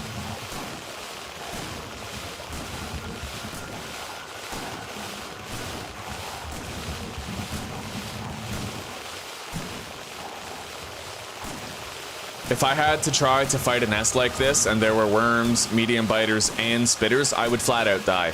I couldn't out-heal the damage, I couldn't juggle what I had to juggle. It would be too much. So this early game is a very rare opportunity if you can set yourself up fast enough to make really good progress. Now, I'm gonna leave that biter spawner there. One biter spawner is not likely to threaten my life later.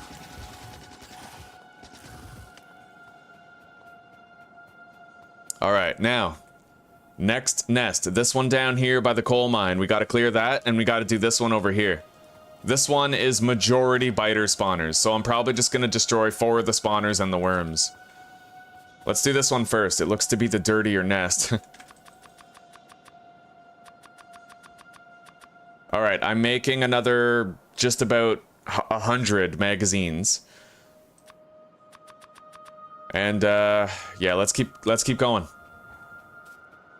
Our pollution level is gradually decreasing while we continue fighting, so we at least have that going for us. We'll be able to fire up the factory and produce more resources when we need them. Grenade, get myself loose. Okay, we got a lot of worms in a cluster right here, which isn't a good thing. We gotta be real careful.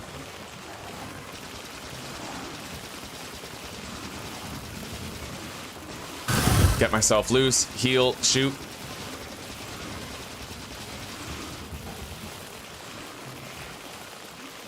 Sometimes your health just melts while you're looking away.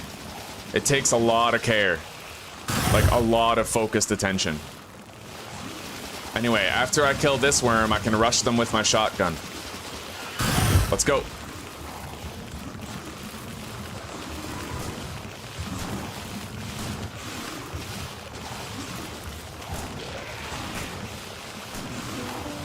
Alright. Now for the biter spawners. Let's eradicate them.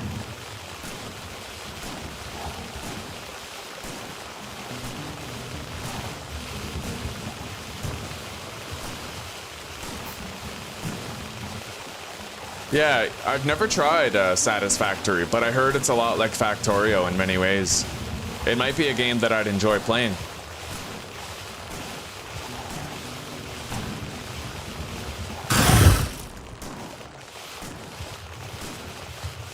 Factorio is more, I think, ruthlessly complicated.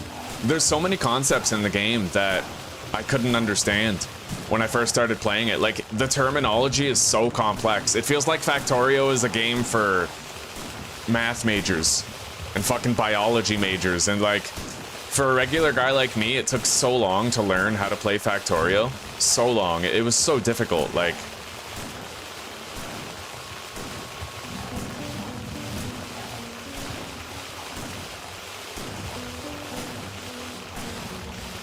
Okay.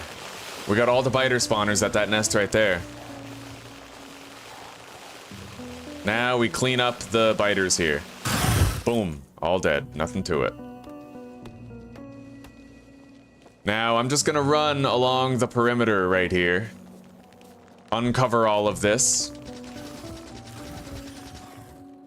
Uncover all the fog of war. Right from one end of the peninsula's entrance to the other end.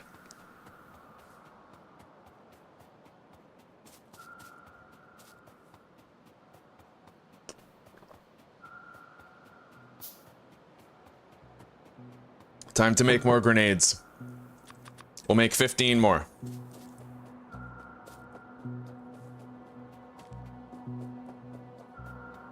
Alright, that's one water's edge to the other water's edge.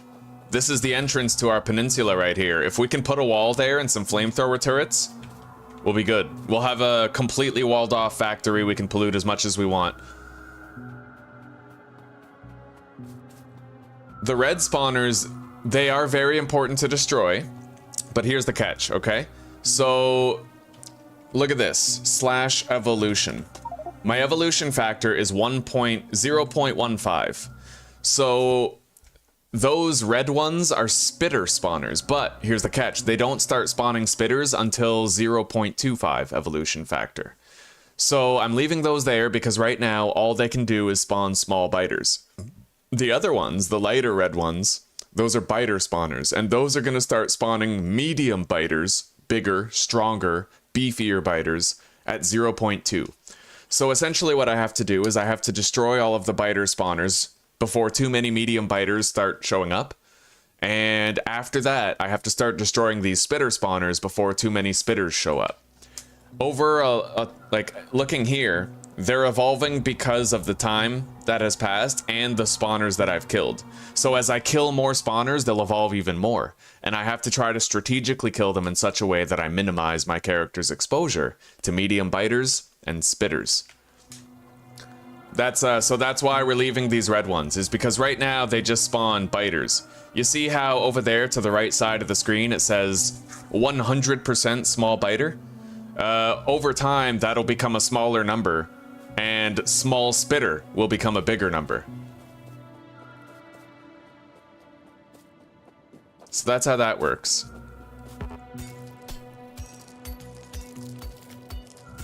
Damn, it's getting kind of hot. I think I'm going to turn on the fan. Make it rotate.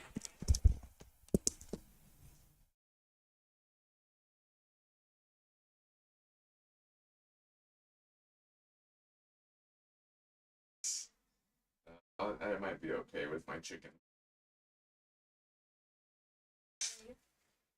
I feel like nutritionally I should probably have the eggs instead.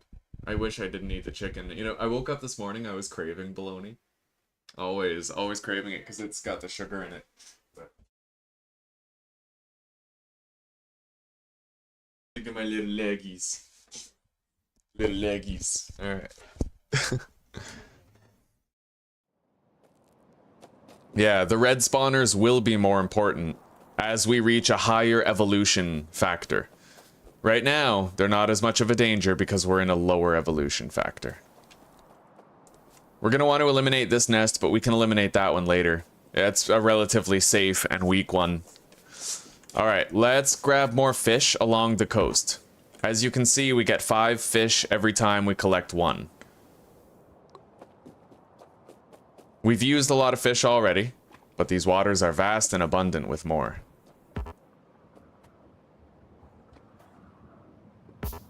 Alright, now, we do have a cluster of 3 worms up there, but I should be able to handle this just fine. Let's go.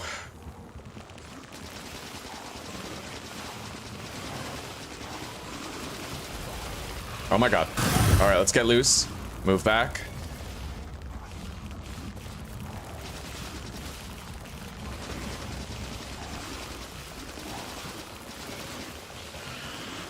Doing a good job of not getting stuck here. Alright, let's start shooting. As you can see, my health is melting, and it's because they've made several puddles beneath my feet at that location. The puddles are what gets you killed. If you're stuck, and you have a whole bunch of spitters, these worms spitting at you, then the damage over time will melt your health. Just utterly fucking melt it, so that's what you gotta watch out for.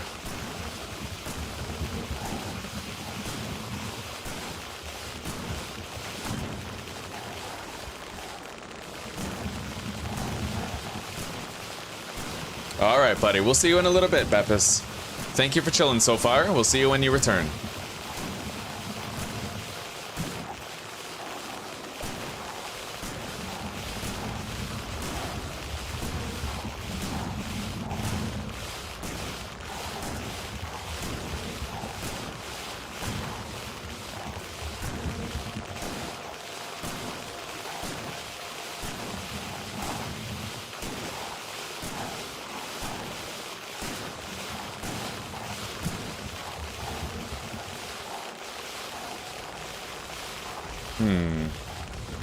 I'll try not to get stuck, but I would like to catch some more fish, even if we're in combat. And this is a coal rock, so I have to mine this.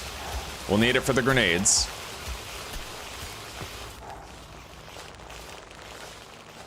Alright, now let's clear whatever's still following us. Got it. Now, we've cleared the, you know, all of these lower nests are dealt with. Now we have to start doing the other ones. Gotta keep getting rid of those biter spawners and worms. Biter spawners and worms are the priority focus right now. We're gonna have to go wide berth around this nest right here.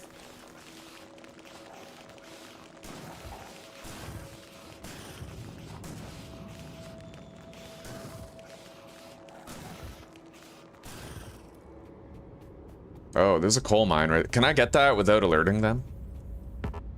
Yeah, looks like it. Maybe. They could wander over here and see me. Okay. 40 more firearm magazines, but we're getting dangerously low on iron now. So iron is becoming a bottleneck for us for more supplies. So we'll just make 15 more grenades, top ourselves up at 100 more firearm magazines, and that'll be that.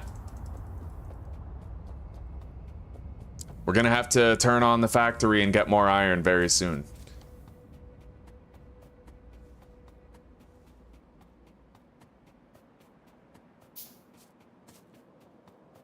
Lot of worms right there. That nest seems okay, not too bad. Very small, I could probably deal with that one later. But up here, I seem to recall this area being vastly fucked, like, horrendously difficult. Yeah. Oh, yeah. 1, 2, 3, 4, 5, 6, 7, 8. Tons of fucking worms over there. Over a dozen. Yeah. God damn it. Okay. I'm gonna start by doing the nest to the north of that. And then we have to go to the northeast end of the peninsula and do these 3. After that, everything will be just about ready. And we can start eradicating the nests thoroughly, getting rid of the spitter spawners too. Let's mine this coal over here.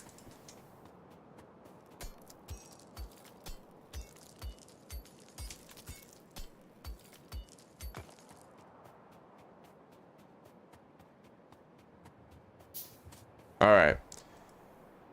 Visibility is poor. It's dark. I won't be able to see the worms that well, but I'll do what I can.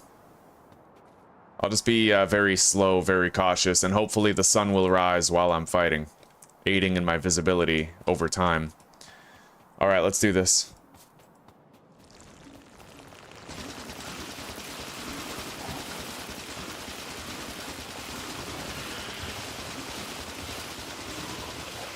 Alright.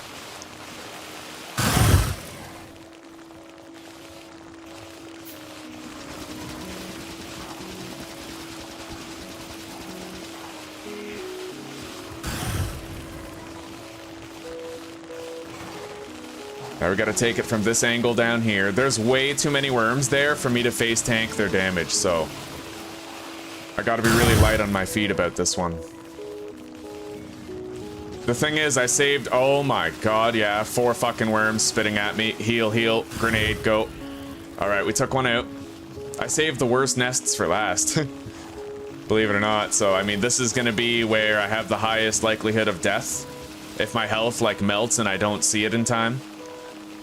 We'll have to hope that my focus is what it needs to be.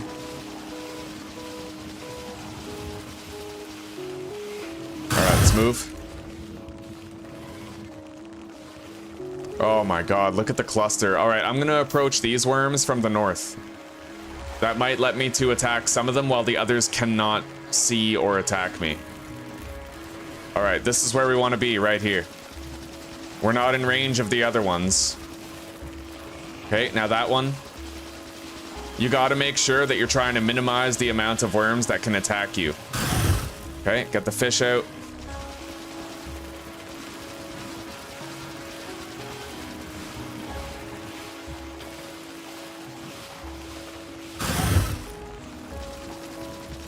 It's a very grenade-intensive task, because you constantly have to get yourself free of the biters that are hurting you and stopping you from moving. That's the main thing. Alright, grenade, get free. I can shotgun the rest.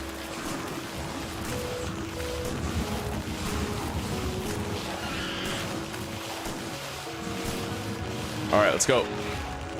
Time to whittle down the biter spawners, and then we do the nest to the south, followed by the ones to the northeast.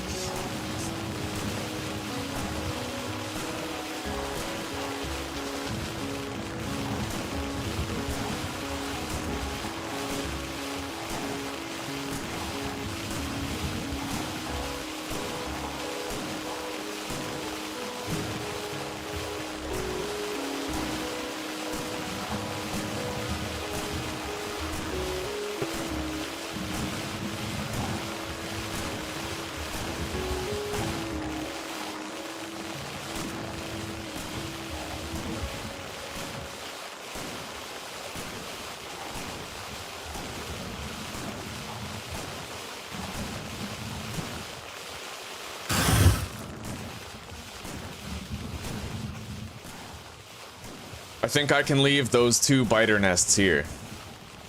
Long as they're not coupled with worms, it should be fine. Alright, let's go.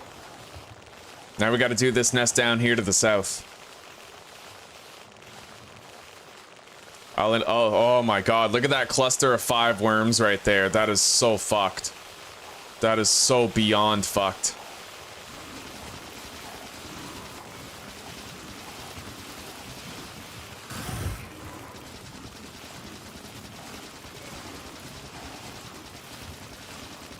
Keep shooting.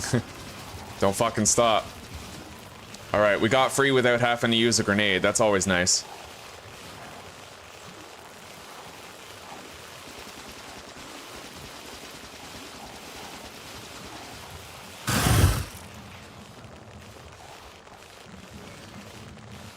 Alright, this is gonna be hard, man. We're gonna have to approach them from the north in a straight line, so that we try to minimize the amount of worm spit coming at us at all times. Alright, we got free. Yeah, we have to approach them from the north. No alternative to that. Oh, fuck. We got 4 spitting at us at once. Alright, grenade. Eat fish. Oh my god. Keep shooting. Don't stop shooting. Don't stop healing. Grenade. Eat. Keep shooting.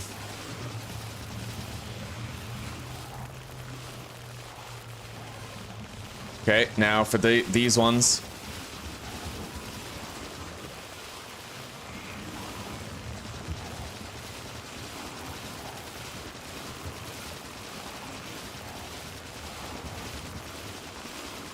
Alright, grenade, get loose, run around.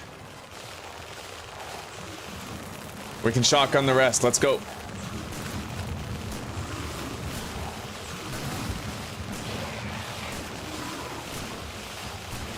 Okay, done. Now we take care of the biter nests. But we're very low on machine gun ammo, so we're gonna have to fire up the factory and get more ammo before we continue with the other nests.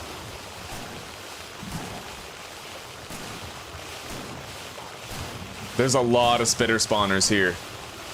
We have to whittle these spitter spawners down immediately after we're done with the biter nests in other areas. Immediately. If this many nests are spawning spitters, they'll melt me right down, like straight up. Hell yeah, Gidrius. I sure can. Okay, I also, one of my health cookies, for every live stream and video that I make, I pin a comment underneath it. And one of those, they're called health cookies. And one of those health cookies is on the topic of intermittent fasting. Intermittent fasting is when you go prolonged periods without eating so that your body cleans and repairs itself. Essentially, when you go periods of time without eating, your body burns its own fat reserves instead as an alternative source of fuel. This can help you to slim down and lose weight. It can also help you to clean out some of the plaque in your brain and your veins and your arteries. It's essentially just cleaning for your body. Fasting is known to greatly improve mental health. And all you have to do if you want to very quickly get the benefits of fasting is eat one meal a day. So skip breakfast and lunch, only eat dinner. And then you sleep, skip breakfast and lunch, only eat dinner again. And you'll only want to do that for like 2 days in a row, right? So 2 days in a row, you skip breakfast and lunch, and then you only have dinner. But then the third day, have a lunch, right? And there's different rules too. Like for women, they don't want to do one meal a day too often because they need to keep eating in order to, they need to produce progesterone or something. So they have different rules, but intermittent fasting is a great way to lose weight. It's also a great way to improve your mental health and your physical health. It's a tremendous benefit to one's lifestyle. So try to skip breakfast and lunch for maybe 4 days a week, and then have a regular lunch the other 3 days. How many eggs? That's the first question. And the second is more of a, it's good to start that with just skipping breakfast because the body needs to adjust to it. Okay. I'll have 2 eggs. That's all. 2 eggs. Yeah, that's pretty much the rundown of intermittent fasting. And if you're like me and you come from a history of mental problems, Guidrius, then the best thing you can do is fasting and cold showers every day. If you have a freezing cold shower first thing in the morning and you're fasting, your mental health will improve very quickly. Very quickly. You'll be happier, stronger, smarter, the whole nine.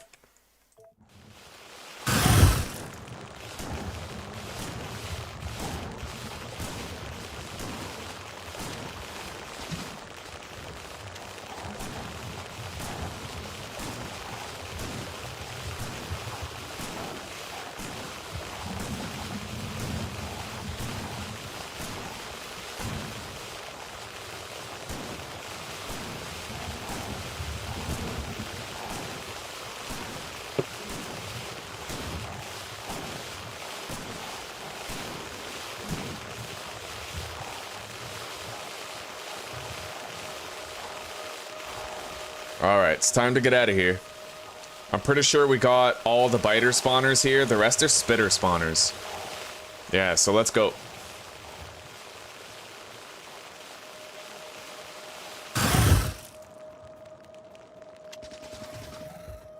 Yeah, we definitely need more machine gun ammo, but I'll check this nest down here. Maybe I can get rid of the worms right now.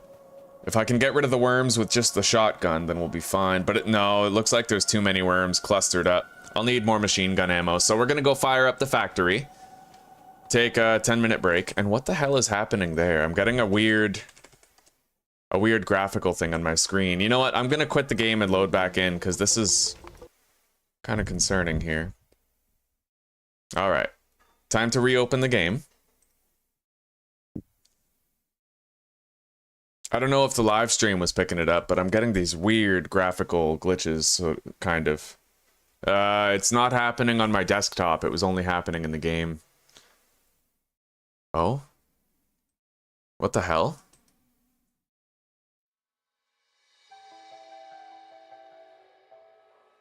That's weird. It looked like we had connectivity issues for a moment. Alright. Oh well. Let's disconnect from Discord. Oh, yeah. Okay. There's definitely...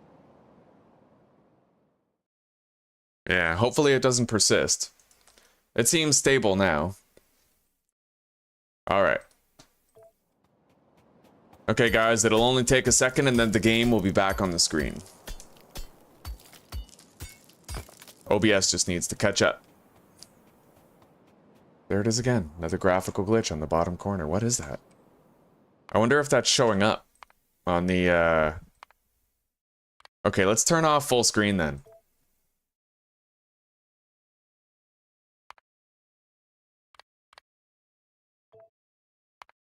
Okay. It's so weird. I've never seen that before. Hopefully it stops. I don't see. No?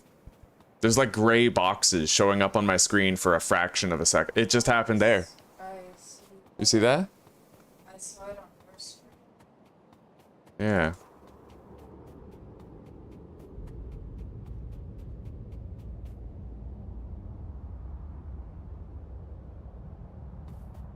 I tried minimizing OBS. I don't know. We're just kind of troubleshooting it right now. But the fact remains, I need to fire up the factory.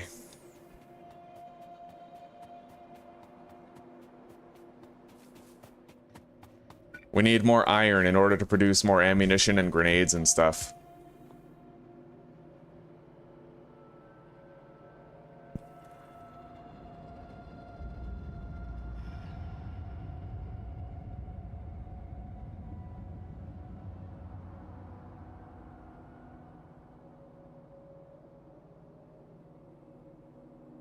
Thank you, sweetie.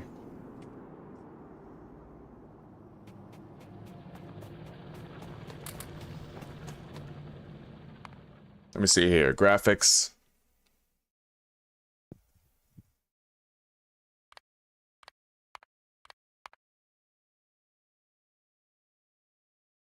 It's so weird. I'm definitely getting some form of glitch. I don't know why. Have other windows open? No. Well, maybe it's just my display.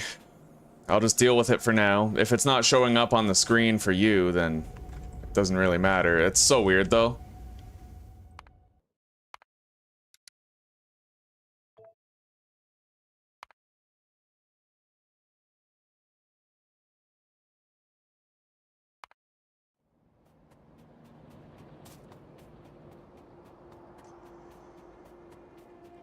Alright, we're producing iron so that we can make more ammunition for our assault rifle. It also wouldn't hurt to get a shitload of iron plates for more grenades. Now, let's take a look at the map. We need to still monitor our pollution. So far the cloud's alright, but it's gonna start touching any time. So we're kind of going by the minute here.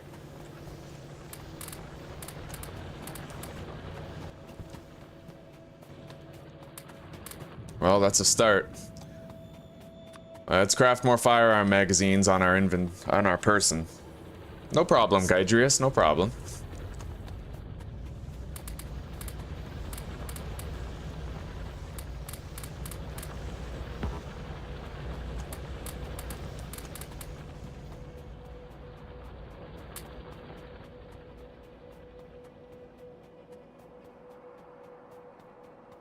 Well, it hasn't happened for a minute. I set all my graphical settings to default in Factorio, and I haven't seen it happen for a minute. I hope it, you know, continues to work just fine. Alright, we're gonna go up to 25 grenades.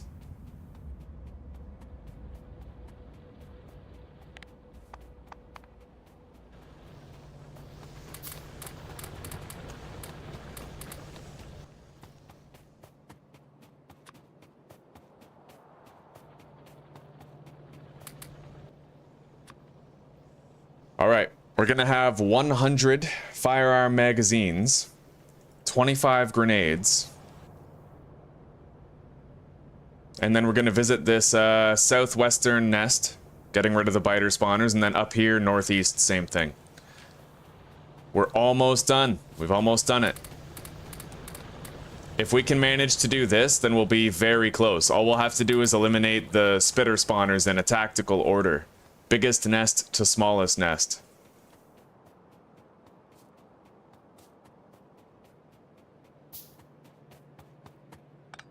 Alright, let's shut down the factory now.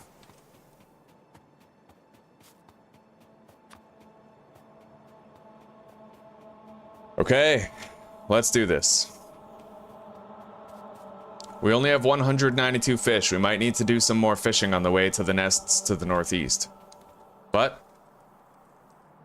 our evolution factor is 0.19, which means we are going to be having problems soon. You know what? I'm going to shut off my fucking monitor for a second. Maybe that'll help.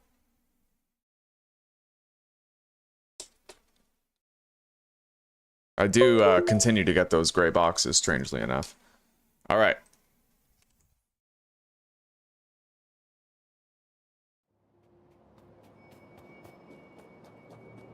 We got a lot of worms here.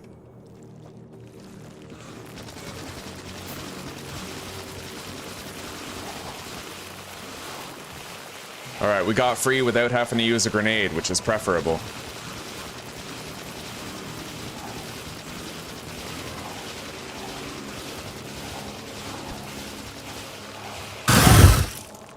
Okay.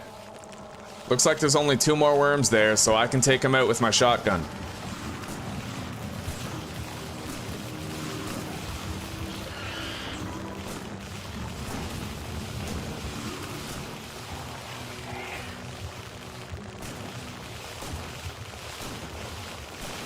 Yeah, I'll try Satisfactory sometime, buddy.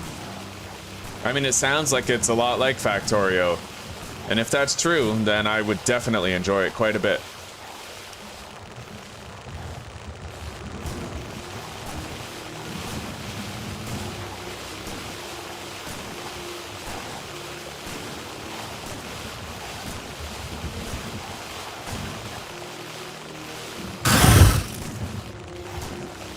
Okay, we've done really good on managing the pollution, managing the biter evolution so far.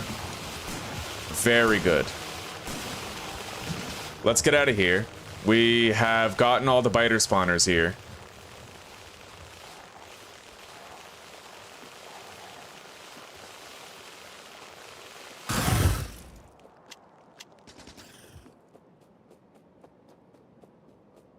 Now, after we're done getting all the biter spawners, we're gonna have to revisit a few key nests where we had to leave too many spitter spawners and whittle down the number of those spawners first. At which point, when there's only like 6 more spitter spawners everywhere, we'll be fine. 4 to 6 spitter spawners, that's what we want to leave everywhere. And for the most part, we were able to do that. But we'll have to go here, there, up here. So those 3 nests we have to visit and whittle down the spitter spawners when we're done with all the biter ones. And then we should be okay. Ready for the end haul. Anyway, I haven't seen that graphical glitch in a while, so maybe shutting down my monitor fixed it just fine.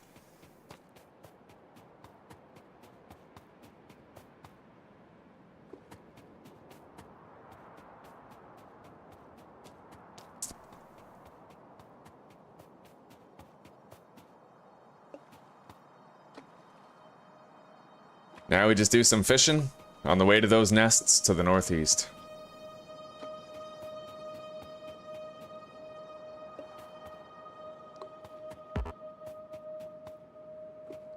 So, I've gotten this far and it's only taken me 2 hours.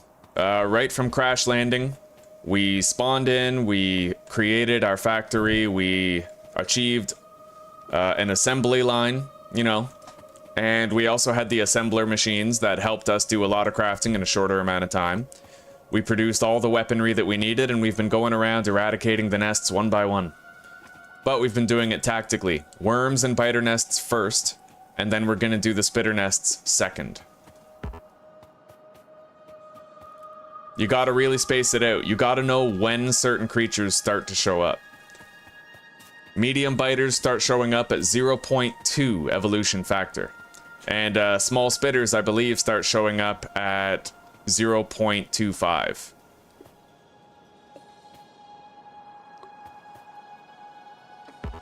So when you first start a playthrough and you're clearing out those nests to secure your own territory, that's what you gotta know. That's the important bit of information that's gonna help you succeed.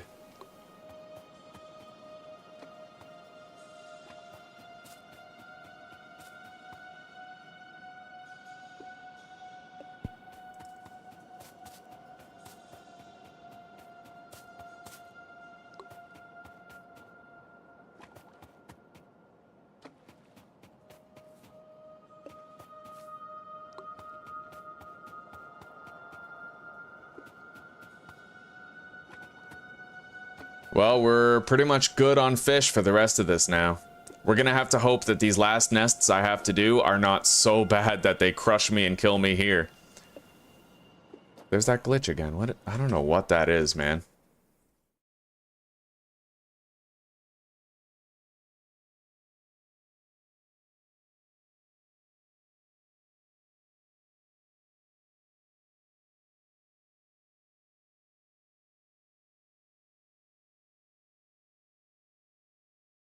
That's so weird. I don't know.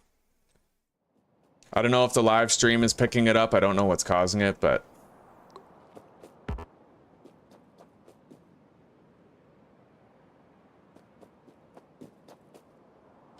I believe it has to do primarily with just Factorio, because I wasn't really getting that glitch on my desktop. Maybe their space update kind of broke a couple things. And I didn't see it up until, like, this time. It's weird, it wasn't happening all day.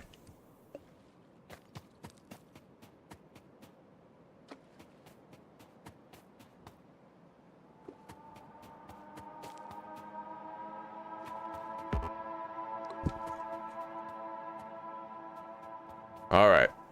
Now let's do this nest, and let's take a look up here first. I want to scout this area. I need to see how bad I've played myself here, and how careful I have to be with the micromanagement in these two nests. My time has been worse than solo runs because I've been doing it, you know, while talking and giving advice and pointers. Usually when I can just do it instead of talking or thinking, it's much faster. At least, you know, considerably faster. So I have to be extra careful in order to account for the lost time. So let's take a look here. 2 biter spawners there, 2 right there, and a fuck ton of worms. Okay. Yeah, you know what? Okay, we'll try to do this right here. We gotta clean out the biter spawners here for sure. There's too many.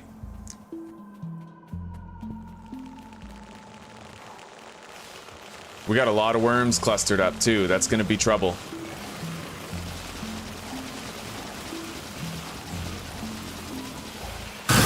Grenade, break free.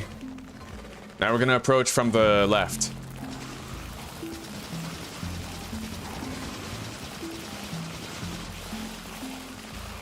We got out without using a grenade, that's always good. After this one, we can use the shotgun.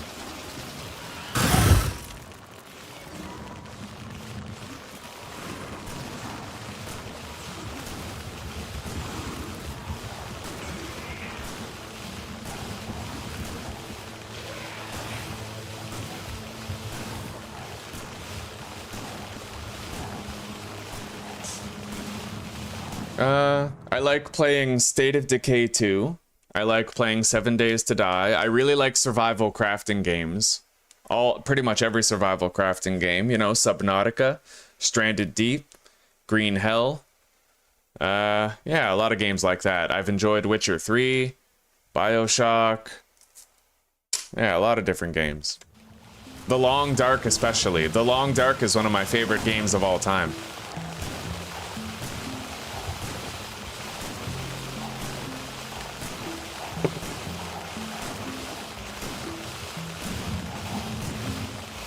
Oh, there you go. We have a medium biter in the mix now. They have officially begun to spawn.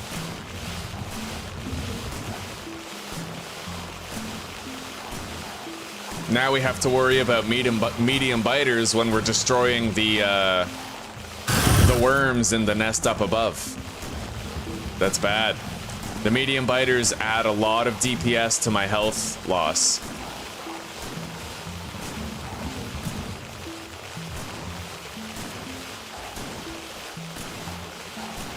I can't believe we're already at evolution factor 0.21. Oh, this is brutal.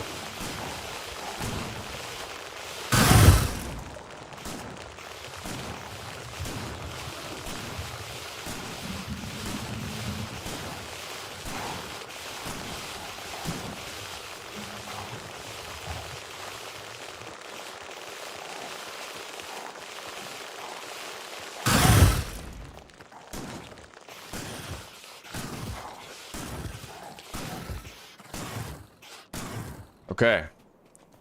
Well, here we go, guys. The home stretch. Everything comes down to the wire here. We're about to start seeing spitters, too. So we're going to have to visit those nests where we had to leave too many spitter spawners. This one, that one, and this one. And we're going to have to whittle the number down to something manageable and respectable. But this is going to be the hardest nest yet. This is pure fucking worms here. There's just enough biter spawners to get, like, just a few medium biters. But the big threat is all these fucking worms. There are so many worms here. So let's hope I have what it takes to cross the finish line here. Let's go over here. Start shooting.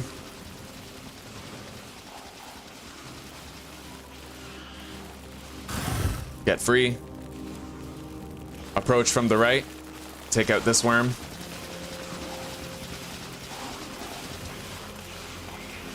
Alright, I managed to get free without using a grenade.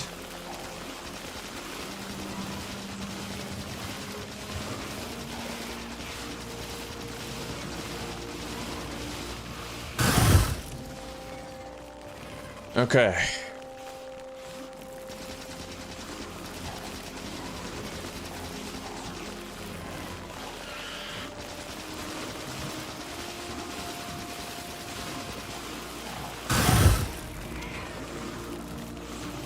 Alright, shotgun for the rest.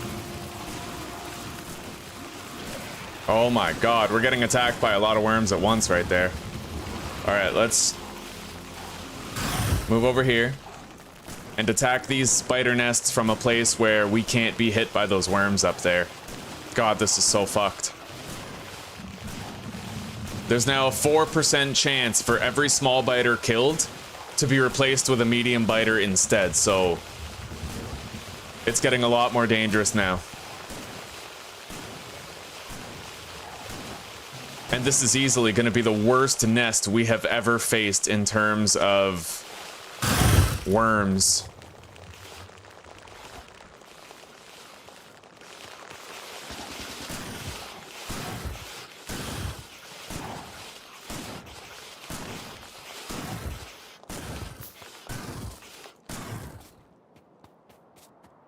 All right. Oh, here we go, guys. This is it. It's all down to the wire now. This is the hardest nest we'll have to do, with the highest likelihood of death. I gotta just fucking spam fish here. Okay, took out that medium biter. We'll start from down here.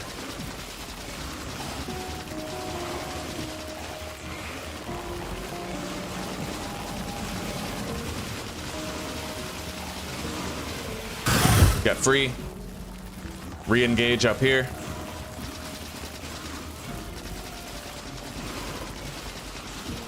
All right.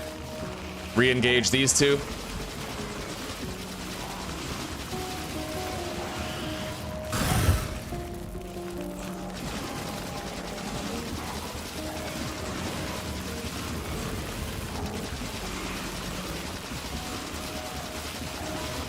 All right, come on. Gotta break free. Holy shit, man. That DPS with this many worms. All right, we gotta approach from the left-hand side now. Throw a grenade. We're getting low on ammo for the machine gun at this point. And we have medium biters spawning in.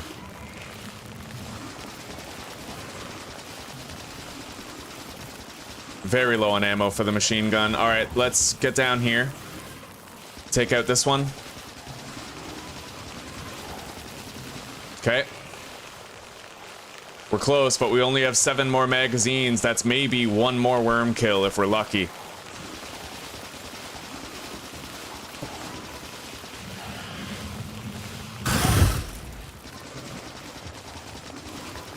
All right, I gotta run it in on foot.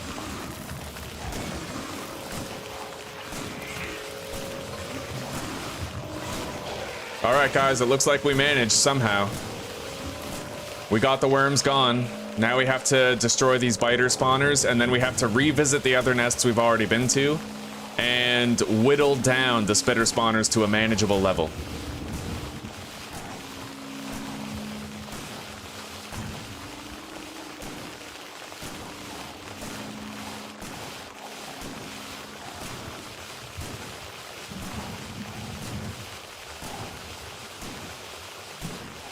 Let's mine this for the coal. Got it. All right, time to get out of here. There's still a medium, a biter spawner up here. I think I'll take care of it.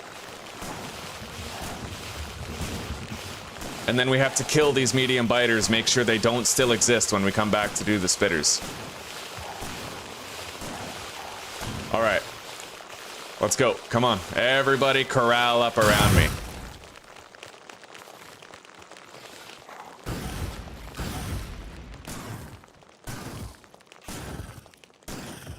All right. We did good. Now we have to revisit those nests where we had to leave too many spitter spawners. We're going to want to start with this one. It has the most.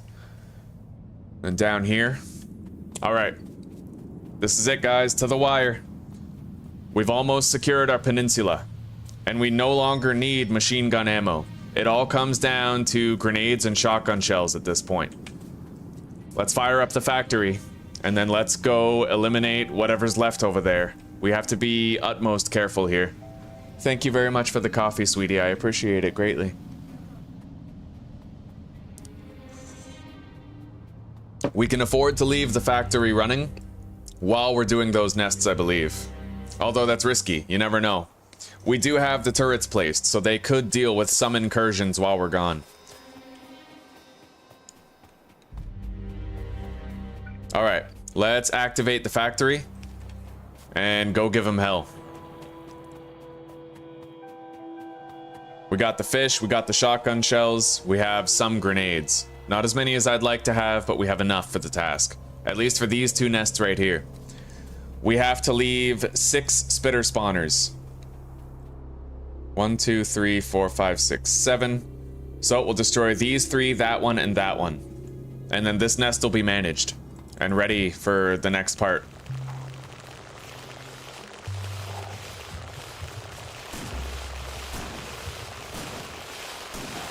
Maybe I should whittle them down to 5. I don't know. We'll see.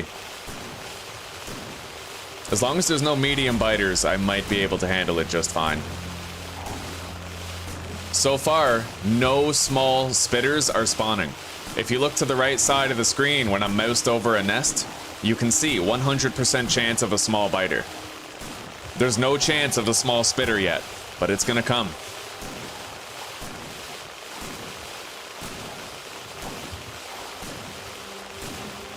I have a professional sounding voice and a career around it, you think? Well, I hope so, buddy. The voice is the one part of me that was always half decent.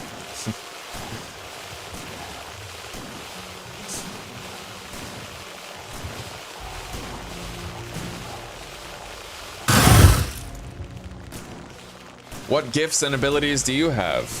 Ledgerius, we all have something. What are some of your talents? Some of your positive quirks and attributes? Have you discovered what they are yet?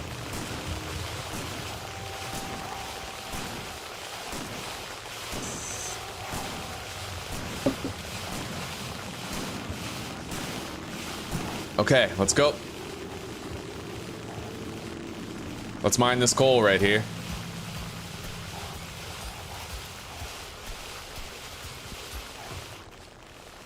We did very good there. Now we gotta visit this nest to the southeast, and we have to dispatch some of those as well. And then it's just gonna be a matter of visiting every single nest that still remains and fully cleansing it from the map. Just complete cleansing. So, 1, 2, 3, 4, 5, 6. I'll destroy this one and those 2.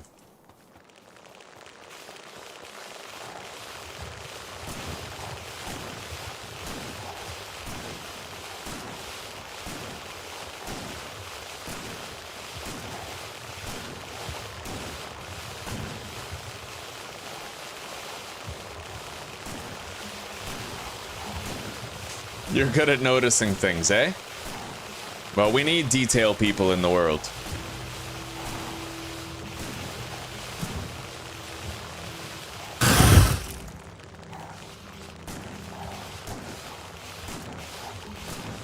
We're still not seeing any spitters yet. Not quite yet.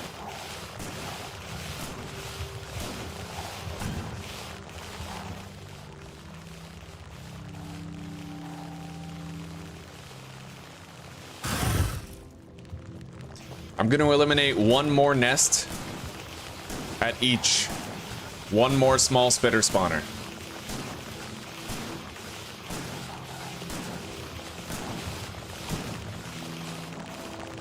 Yeah, we'll do 5, because I have a feeling like if there's too many spitters at any of these nests, that becomes a potentially lethal thing. Now, how are we doing on pollution? Nothing has touched a nest yet, so we're gonna wrap up here, destroy this, one of these spawners. Oh, okay, there's only 5 left there. We did the same thing there. Okay, so now we go back to the factory, we shut the whole thing down, and we'll have plenty of iron to use for the rest of the clearing. We have almost claimed this peninsula for our factory, my friends. It's been a daunting task and journey, but we've almost managed. As you can see, it's possible to play Factorio on Deathworld. Just watch out for your trains when you start building locomotives, because if those run you over, well, it's permadeath, right?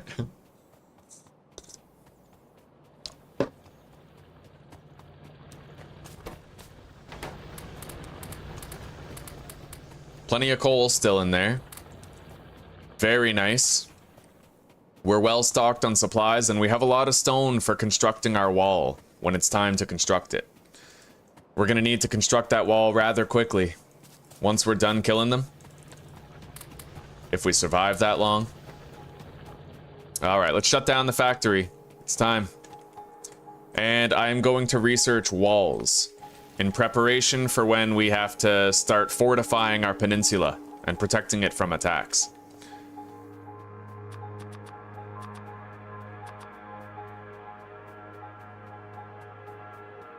All right, let's go south.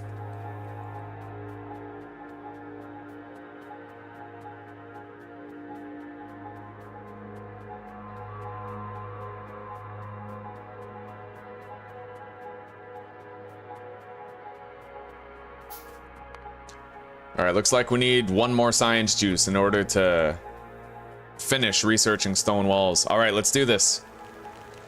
We have to whittle down these spawners here, for sure. There's a huge ass cluster here.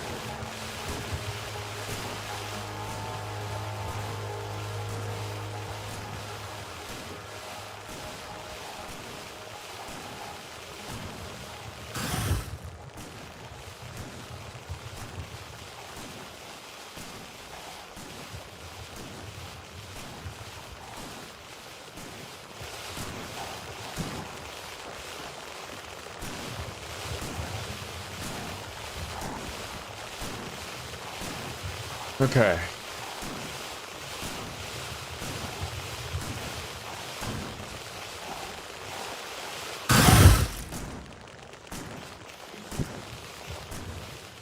We've almost done it, guys. We've almost secured this peninsula for ourselves.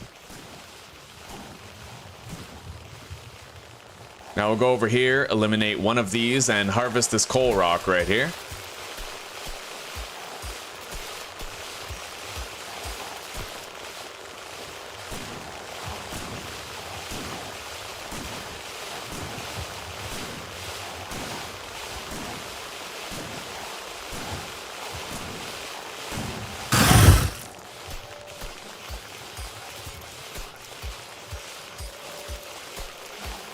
Okay.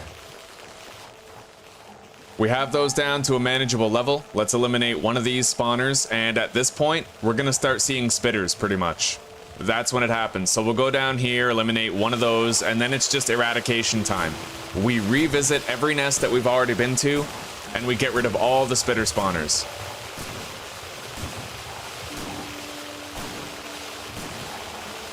Okay. That's no more than 5 spitter spawners everywhere to the north.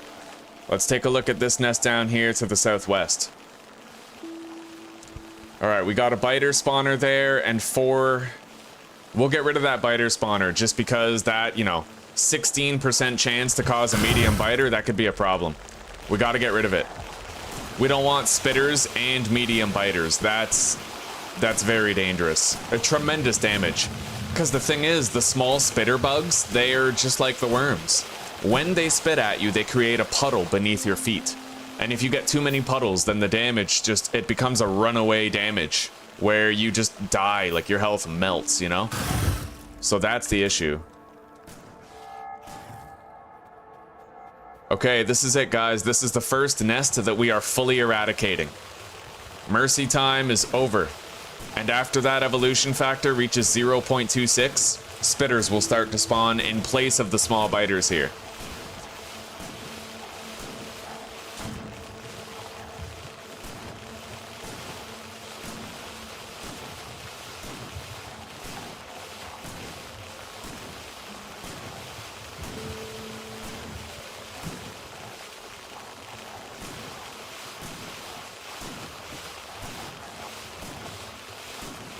See that? 99% chance of small biter, 0% chance of a small spitter. It has officially begun. 1% chance of a small spitter. So now every time we throw a grenade, there's going to be a chance that some of the biters will be replaced with spitters instead, and the chance of seeing spitters will increase. Look at that, 3% chance. And it's just going to get worse and worse from this point forward. More and more spitters trying to kill us.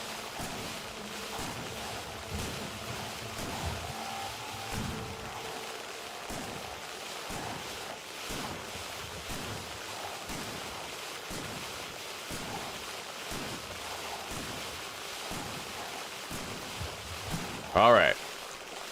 Now let's finish all these bugs off. If I run in circles, they're all gonna trail behind me, and then I can eliminate them all with one grenade like that. Okay, let's go deal with this nest down here. We're gonna have to eventually. We may as well do it now. It's a Mickey Mouse nest, though. I'm not too worried about it. Let's make more machine gun ammo. We're gonna need more in order to take on the worms that are here.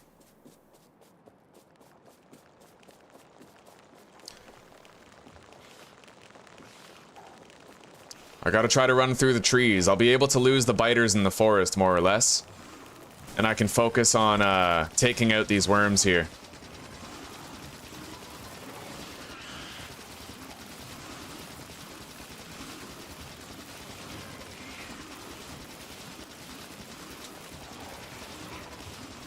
So far, so good. The trees are holding back the biters behind me. All right, let's get close and shotgun the rest.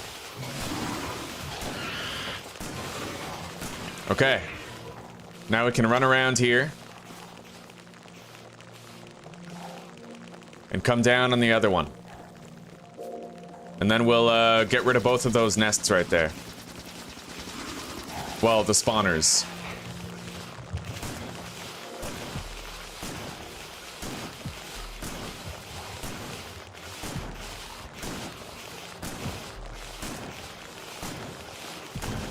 Oh god, a 10% chance of small spitters now. It's gonna be dangerous. It's gonna be really dangerous to get rid of these last nests. We'll have to hope that I've done enough to prepare. Anyway, let's finish off these bugs here.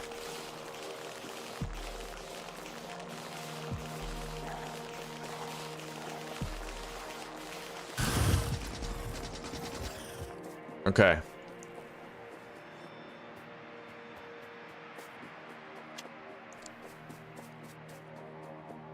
Now we work our way north, eradicating everything that remains.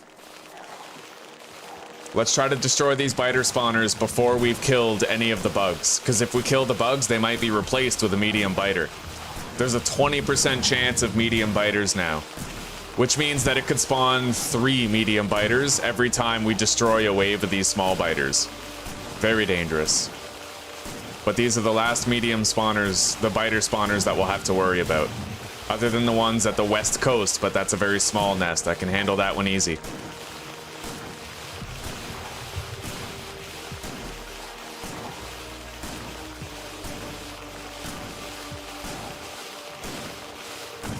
All right. Now we finish off the stragglers with another grenade. Got him. That nest has been eradicated.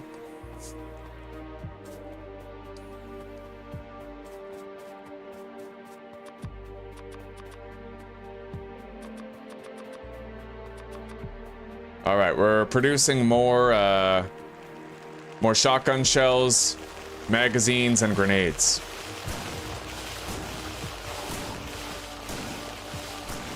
Now, I'm in a unique position.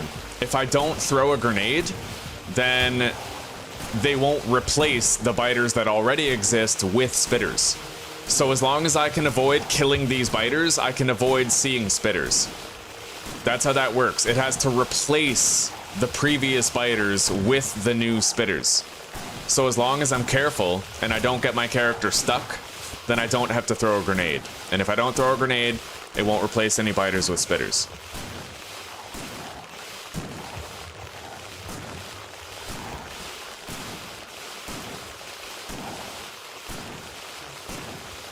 All right, that's another nest cleared.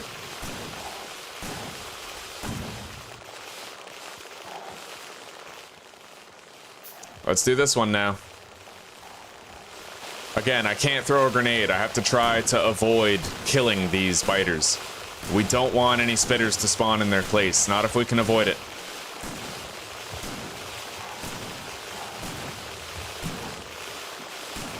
Almost got stuck there. I might use the machine gun to finish off the nest because it'll give me better mobility.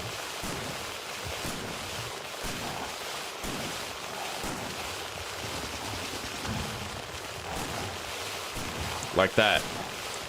When you shoot the shotgun, it gives you a movement speed delay. So you wanna, if you wanna move really fast after killing a nest, switch to the machine gun and get the last hit with that instead of the shotgun. As you can see, it helps. I'll do it again here.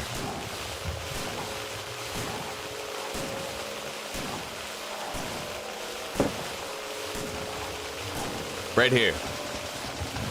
See that? I use the machine gun for the last hit, and I don't slow down because of it.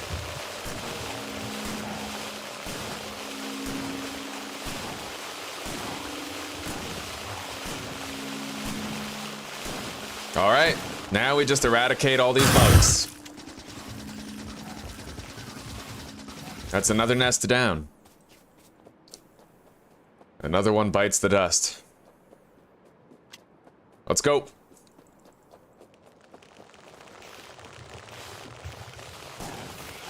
Oh, we got a spitter over there. Behind that bush. You see that? That's a spitter right there. They're very brittle. Yeah, this guy right there. You see that? If you get too many of those spitting at you at once, they create a whole bunch of puddles beneath your feet, and it eradicates your health.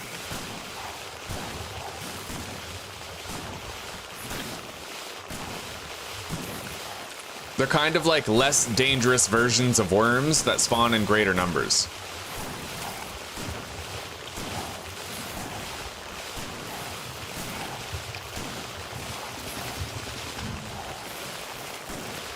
And they apply a slow to you, so you're more likely to get stuck on the surrounding biters because of that slow that they apply to you.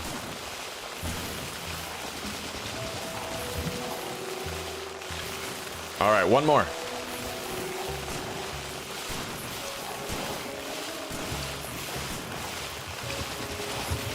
I can take out those spitters in the hopes that they don't respawn. It might replace them with biters instead. All right, now we clean up the riffraff and we're done with this nest as well. So far, so good. Oh shit, we got a lot of spitters already spawned over there. All right, let's go. Let's throw a grenade there and kill all of them. It's possible that they might be replaced with regular biters instead of spitters.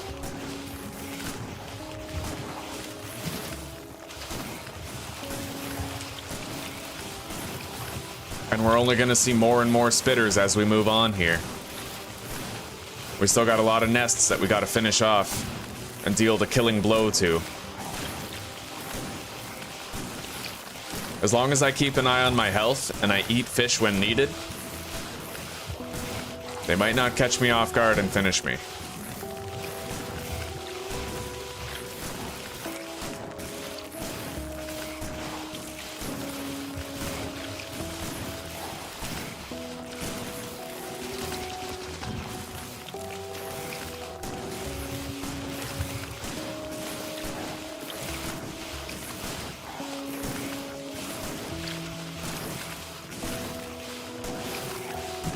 All right. That's it. That's another nest cleared. As you can see, we've wiped out every nest up to this point. Now we just have to revisit these ones and do the same thing to them. We're almost done. Almost. We just got to be extra careful now that we're at the home stretch, because if I die here, I lose everything, right?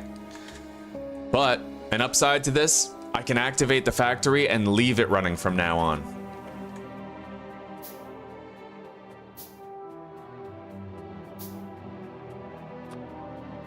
So we're gonna start a stone mine, and we're gonna start producing bricks. Sorry, walls. We need walls. Walls need a lot of stone. So let's fish some electricity down here. Where's the main line? Right here.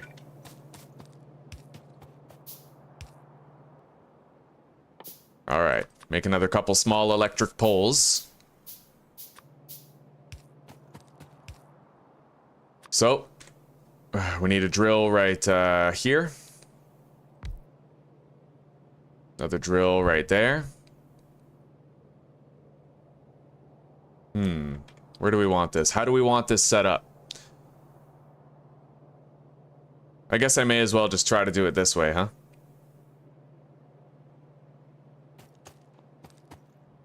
I wonder what the ratio is for electric mining drills to furnaces whenever you're doing stone. I'm not actually sure. But we'll do this one over here. And this one right here.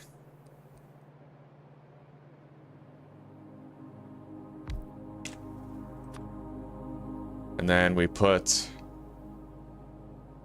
stone furnace and stone furnace. Now we need assemblers. Assembling machines. Let's reactivate the factory so that we can see what happens when we fire this shit up. And let's try to top up these furnaces in the iron and coal mines, because they must be getting low by now. Okay. And while we're up here, we're gonna put this one red science into one of these research stations, finish our wall. So now we can craft walls. And now, this is what I really like about it, right? We can put wooden boxes here. Like that. Bring this box there. So, I need these crane arms. Those are gonna feed stuff into the assemblers, and these cranes are going to take stuff out, finished products. And now, all we have to do is put all the stone here. Just like that. Oh, right. We have to smelt that stone. Okay. Yeah, we're gonna need the stone bricks that come from smelting. So instead, 10 of those. Load them up with some coal. And then we'll put 10 stacks of stone in here and start melting it down. And now, we'll reconnect the factory, fire everything up. Oh, thank you, sweetie. I'll eat my eggs. Okay. Those are gonna smelt a shitload of stone bricks for us.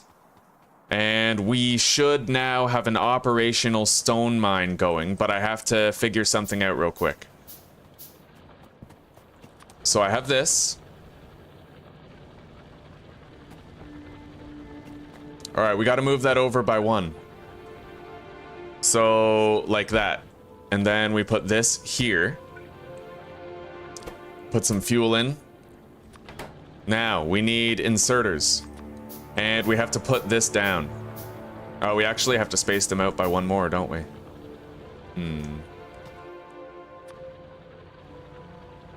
Maybe not, maybe not. I'll put it...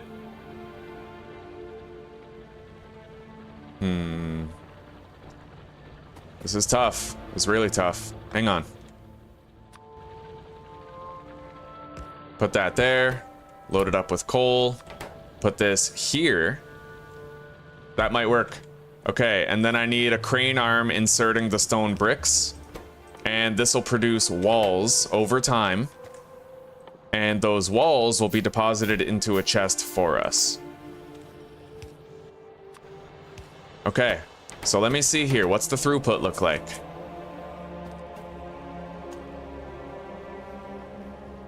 There's not that much of a delay. All right, that'll do. That will do for now. So we're gonna have walls automatically being produced there at all times. And we'll wall off that peninsula as soon as we can. Now we're gonna take all these stone bricks out of here, put more stone in there, and then use these bricks here at the assembly line to craft more walls. All right. That's how it works right there. I insert into the loading chests, and then the crane arms will produce wall segments for us. I may as well actually just put the bricks in here directly. That way the crane arms aren't necessary and they'll produce them faster. And they'll deposit the finished products into these chests for us. All right, let's go continue eradicating nests. Now that we got our wall production underway. Our first priority after we finish wiping them out is to wall off the peninsula. Hell yeah, Gruff. Factorio's amazing, buddy. So in this, it's a randomly generated world. We spawned in this peninsula with a whole bunch of nests in and around it. We've been eradicating those nests, and we're gonna wall off the peninsula so that the only entrance will be guarded. And we'll put flamethrower turrets there, so anytime the biters send waves to attack our factory, the flamethrower turrets will dispatch them. This is a really wonderful game. Very complicated and difficult to learn, but very rewarding and fun as you learn it. All right, let's finish taking these nests out. Oh, we got a spitter right there. And a medium biter has spawned too.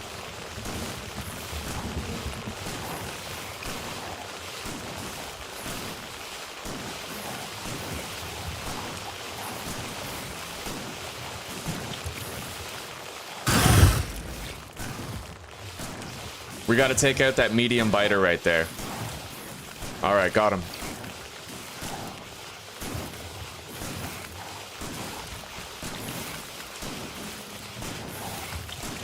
Yeah, in this game, Gruff, so you're kind of like a space miner with fabrication technology, and you crash landed on a planet filled with nests and dangerous insects. And in order to escape the planet, you have to build a factory, automate the production of resources, research new technologies, and construct a rocket that can get you out of the planet. And they recently added new stuff where after you take off in your rocket, you can actually explore space and land on other planets. Very cool stuff. Oh, very interesting game, buddy. Very interesting game. All right, let's take out the rest of these biters.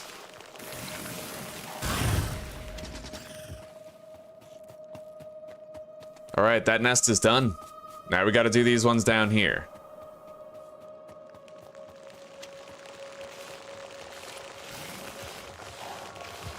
Let's run around.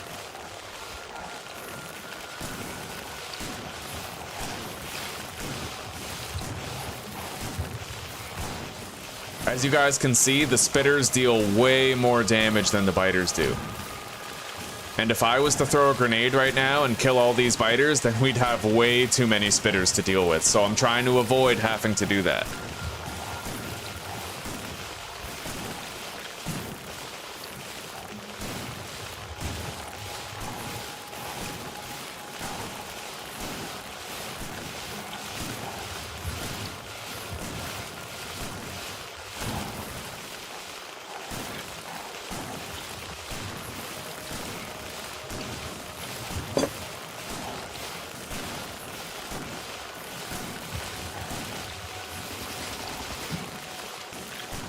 All right, last spawner in this nest, and then we can kill whatever's left.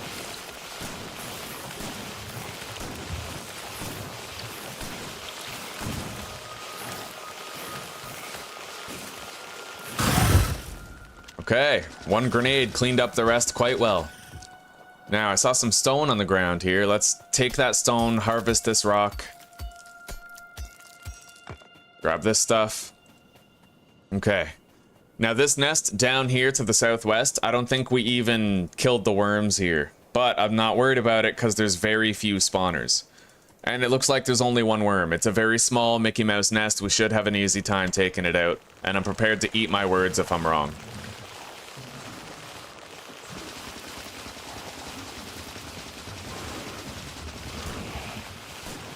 Alright, we took out the worm.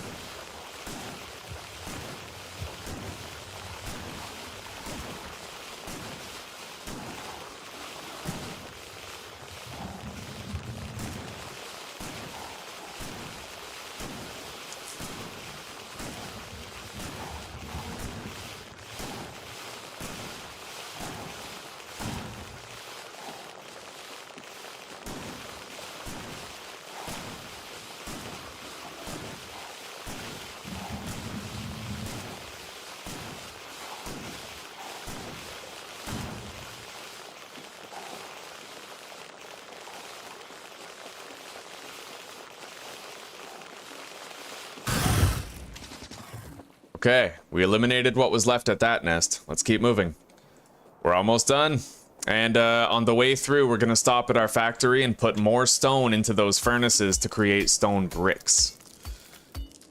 Let's check on our pollution level, actually. How long since pollution touched the nest? Okay, pollution has not touched the nest.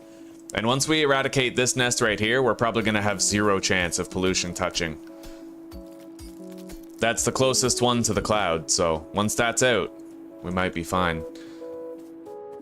And then we just have to wall off our peninsula and defend the attacks against the wall at regular intervals. Alright.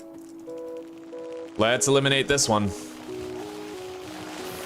We got a spitter here already.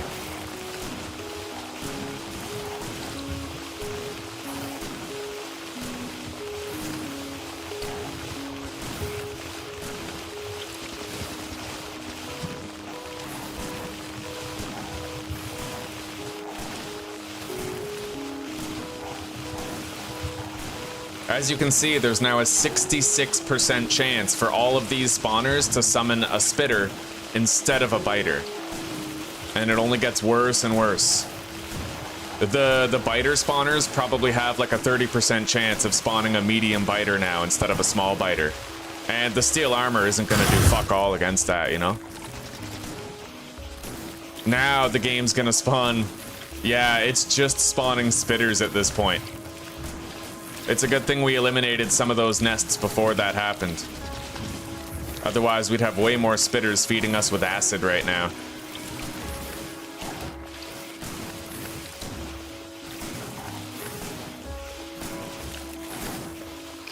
Alright. Let's finish them all off. This nest is completed and cleared. Now we're gonna head back to the factory. We're gonna check on the bricks that we left smelting. We're gonna craft more walls, and we're gonna keep this going. We need the walls to fortify the peninsula right as soon as we're done clearing the nests out of it. This is our home now.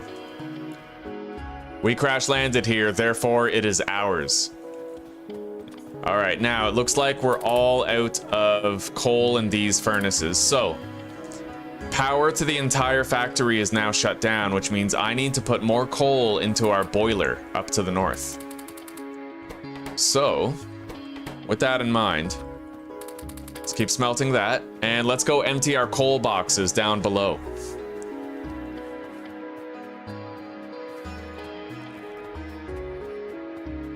These coal boxes, we need this fuel right here. We need it. We got plenty now. And while we're here, let's grab these wall segments. 47 more walls right there. We have 100.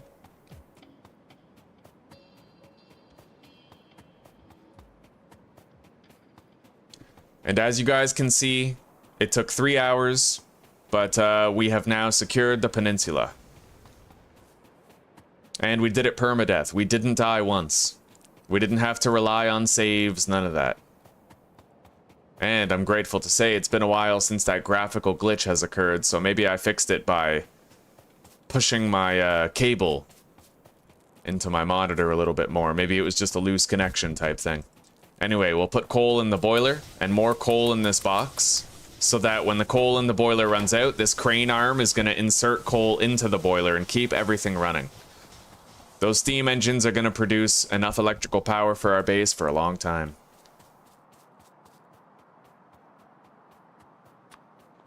And we've just about used all of our stone, converting it into bricks. Just about.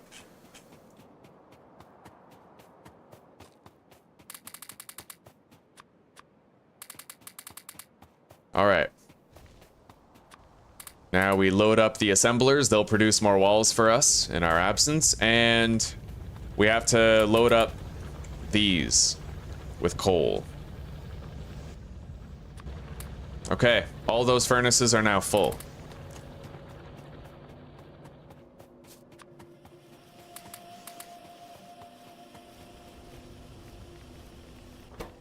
These will be done any second, so I'm just gonna wait. And then we can collect the stone furnaces, put the rest of the bricks inside the assemblers, and we'll be pretty well off. No more stone to worry about, no more bricks in the inventory. We'll have used all that stone that we gathered in the early game and converted it to walls to fortify the peninsula. We already have 200 walls, and we're gonna have more when we come back, both at the stone mine and here at the assembly line. All right, we're gonna need more shotgun shells, so let's craft those on the way to our next destination. Okay. Final nests. Here we go, guys. Once we eradicate these 3 nests right here, that's it. The peninsula will belong to us. We can wall it off and we'll be okay. No pollution's touching any nests. You still want to check this, because sometimes the nests will migrate. I could have biters from this nest migrate over here and start a new nest in my pollution cloud. You always have to be vigilant because they like to expand, they like to proliferate and propagate. So you have to watch out for new nests. That's why we want to wall off our peninsula, so that if they try to propagate, they'll damage our walls, we'll get a notification, we can eradicate them and cease their expansion. And we're going to want to line that wall with flamethrower turrets in due time, so that the flamethrower turrets will take care of it for us. But before we can set up the flamethrower turrets, we'll need to set up our oil network. Maybe not the whole thing, maybe just enough for the turrets. Alright, we got some spitters attacking us now.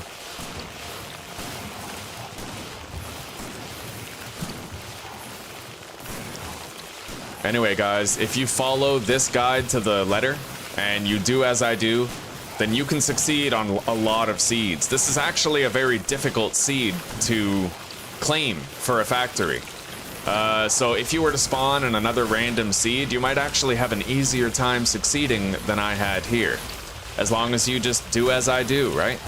And take notes as you practice the game. Try to learn more efficient ways of doing things. That's what this game's all about. Factorio Permadeath is hard, but possible. And Factorio is a difficult game to learn, but rewarding when you learn it, so. For those of you who are excited to try and excited to adopt this new game into your repertoire of games, have fun with it.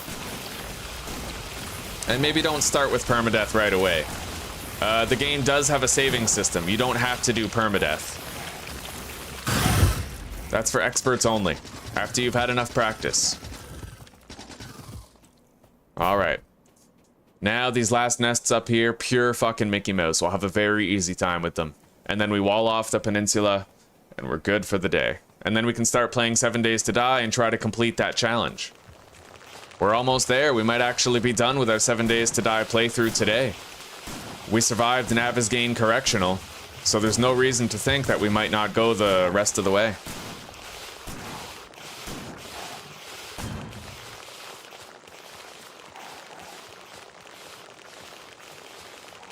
Let's mine this stone right here. Alright, we have 2 medium biters in the mix here, so we have to watch our health. But this is it. The final spawners, the final nest in our peninsula, and the final bugs. We'll take them out, and this place will belong to us. And we'll have plenty of space to build in. And there's only one entry point that we need to fortify against. The southern edge of the peninsula. Alright, let's finish them off.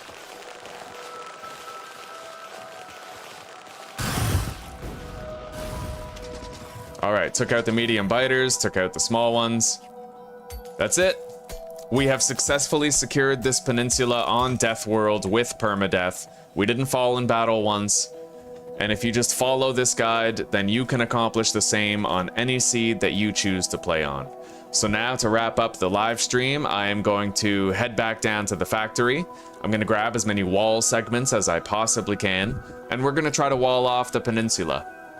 But we don't have to do that in this live stream. Essentially, you've seen what you have to do. So if you were playing on a map that didn't have a peninsula, your goal would be to wall off a section of your factory and line it with flamethrower turrets so that you'd be perpetually relatively safe.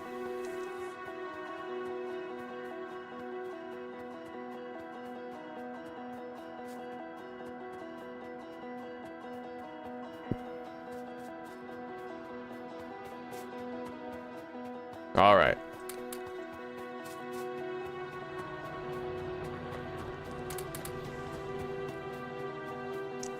I'm getting that glitch again. That is so weird. It must just be the game. And maybe they fucked something up with the update, but we'll see. I'm curious to see if it's showing up in the live stream. I'd imagine so. We'll see. All right, we have plenty of copper and iron prepared for future use. We're gonna load up these furnaces. And this drill is actually depleted. We've mined everything underneath it. So now we have to move that drill down here.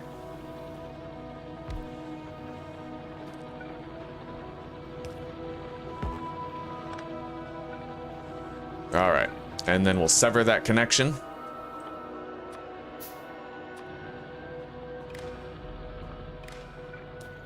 Okay. Make a couple of new conveyor belts here. There.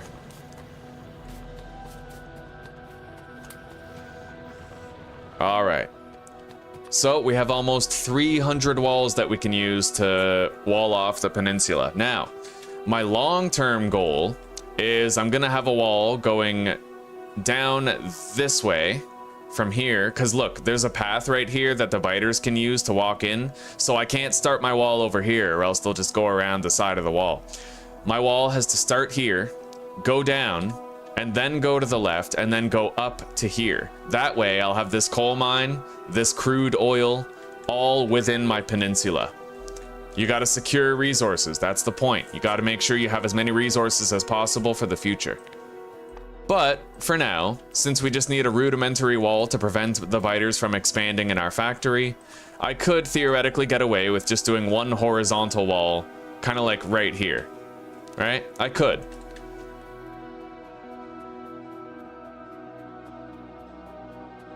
No time to chill. Yeah, you gotta get busy. Constant work in this game.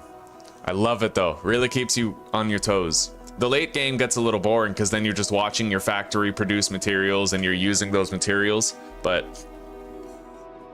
there's other fun stuff about the late game too. Like I would have to, there's like a massive iron mine over here across the water. I would have to find a way to get those iron ore over here to our main factory. It's a lot of really fun logistic stuff. There's a spider robot that you can craft where you can, it's like a vehicle, and if you produce tiny islands like landfills, then you can walk across the water by hopping on the little land masses. It's really cool. All right, let's get started on our wall here. Yeah, as you can see right here, this is what I was showing you on the map. So my mouse pointer, the biters could go over here, up here, and down here. So I need to put my wall right here. If I was to put it here, they would just path around this way.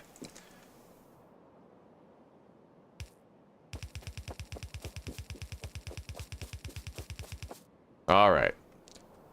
And then once we're satisfied that we've gone south enough of this crude oil area. Here, let me cut some of these trees down, get them out of the way. Oh, and before I set up my flamethrower turrets, I'm actually going to have to cut down a bunch of these trees, or else I'm actually risking forest fires happening. They produce a lot of pollution. The thing is, these trees, they actually consume pollution. So you want to keep as many trees as possible. but if they catch fire, they will produce pollution and burn down. So you got to kind of juggle that. You want to leave as many trees as possible, but any place where you're building, you got to be really careful. Like where you're building flamethrower turrets, you got to be careful. Same with using a flamethrower, like the player held flamethrower weapon. If you shoot a tree by accident, it might become a forest fire, and you don't want that. As you can see now, all we're fucking doing is running this wall alone. That's all there is to it, guys. We're securing the peninsula one wall segment at a time. And as we continue to produce more walls, we can continue to add to it. And all that takes is more time at the factory. I could build more mining drills and more furnaces and create more wall segments per hour, right? We've already done most of it. We just have to go over here and then up once we hit the water. So as you can see, that is Factorio, and that's how you do permadeath Deathworld. Oh, yeah. Sweet accomplishment. I would say we probably only need another 300 or 400 wall segments to finish here. So for now, I'm gonna make 2 more electric mining drills, and we are going to do one more. We're gonna build one more combination of mining drills, going into furnaces, going into assemblers, producing wall segments for us. And the rest is up to us. We can research whatever we want from the tech tree, can unlock tanks, can unlock personal lasers on your shoulder, laser turrets, rocketry, fucking exosuits that you can put mods into, energy shields, follower robots that fight for you, artillery, you know, like a fucking tank, a flamethrower turret, like tons of stuff. Spidertron, this is the vehicle. Like a versatile vehicle capable of traversing rough terrain. It's equipped with fast-firing rocket launchers controlled by manual or automatic targeting. Can be driven manually or with a remote. Like, that's fucking crazy.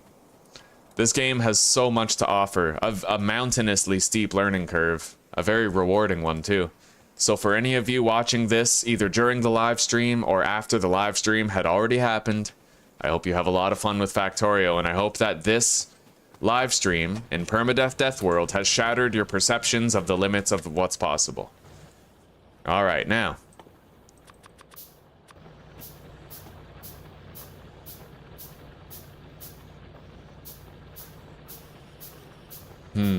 How do we set this up? I could put this one right here. Maybe not. Hang on.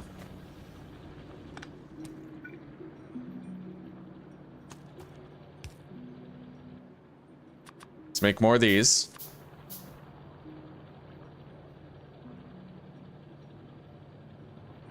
Yeah, we need a full electrical grid around here. Okay, so now.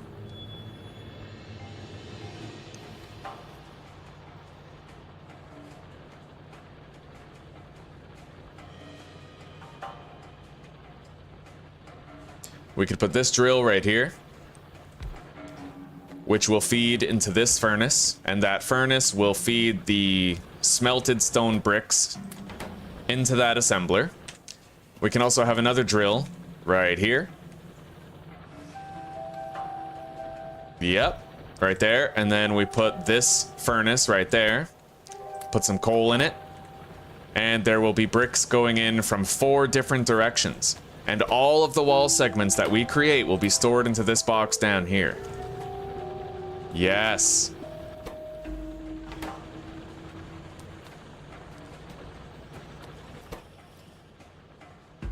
So now we're making the walls twice as fast. It's not the fastest thing in the world, but we could make it faster. With enough research, and with enough time to set it up. We sure could. Anyway, we leave that going for a while and we'll be fine. Yeah. I am. I know it's time. Alright guys, I'm gonna save the game here, and I will leave it to the future to determine whether or not we continue this series in live streams. If you guys liked it, best way to let me know is to mention it in the comments, ask for more, and then I'll know that I should keep on playing it, alright? So, without further ado guys, I will see you in the 7 Days to Die live stream that is just about to start. Anyway, take care, rock on, and peace out. I'll see you guys in the next one. And for those watching after the live stream's already over, don't forget to check down below. The pinned comment contains a health cookie, and that might really help you amplify your gaming potential and every other type of potential. Anyway, later guys. See you in a bit.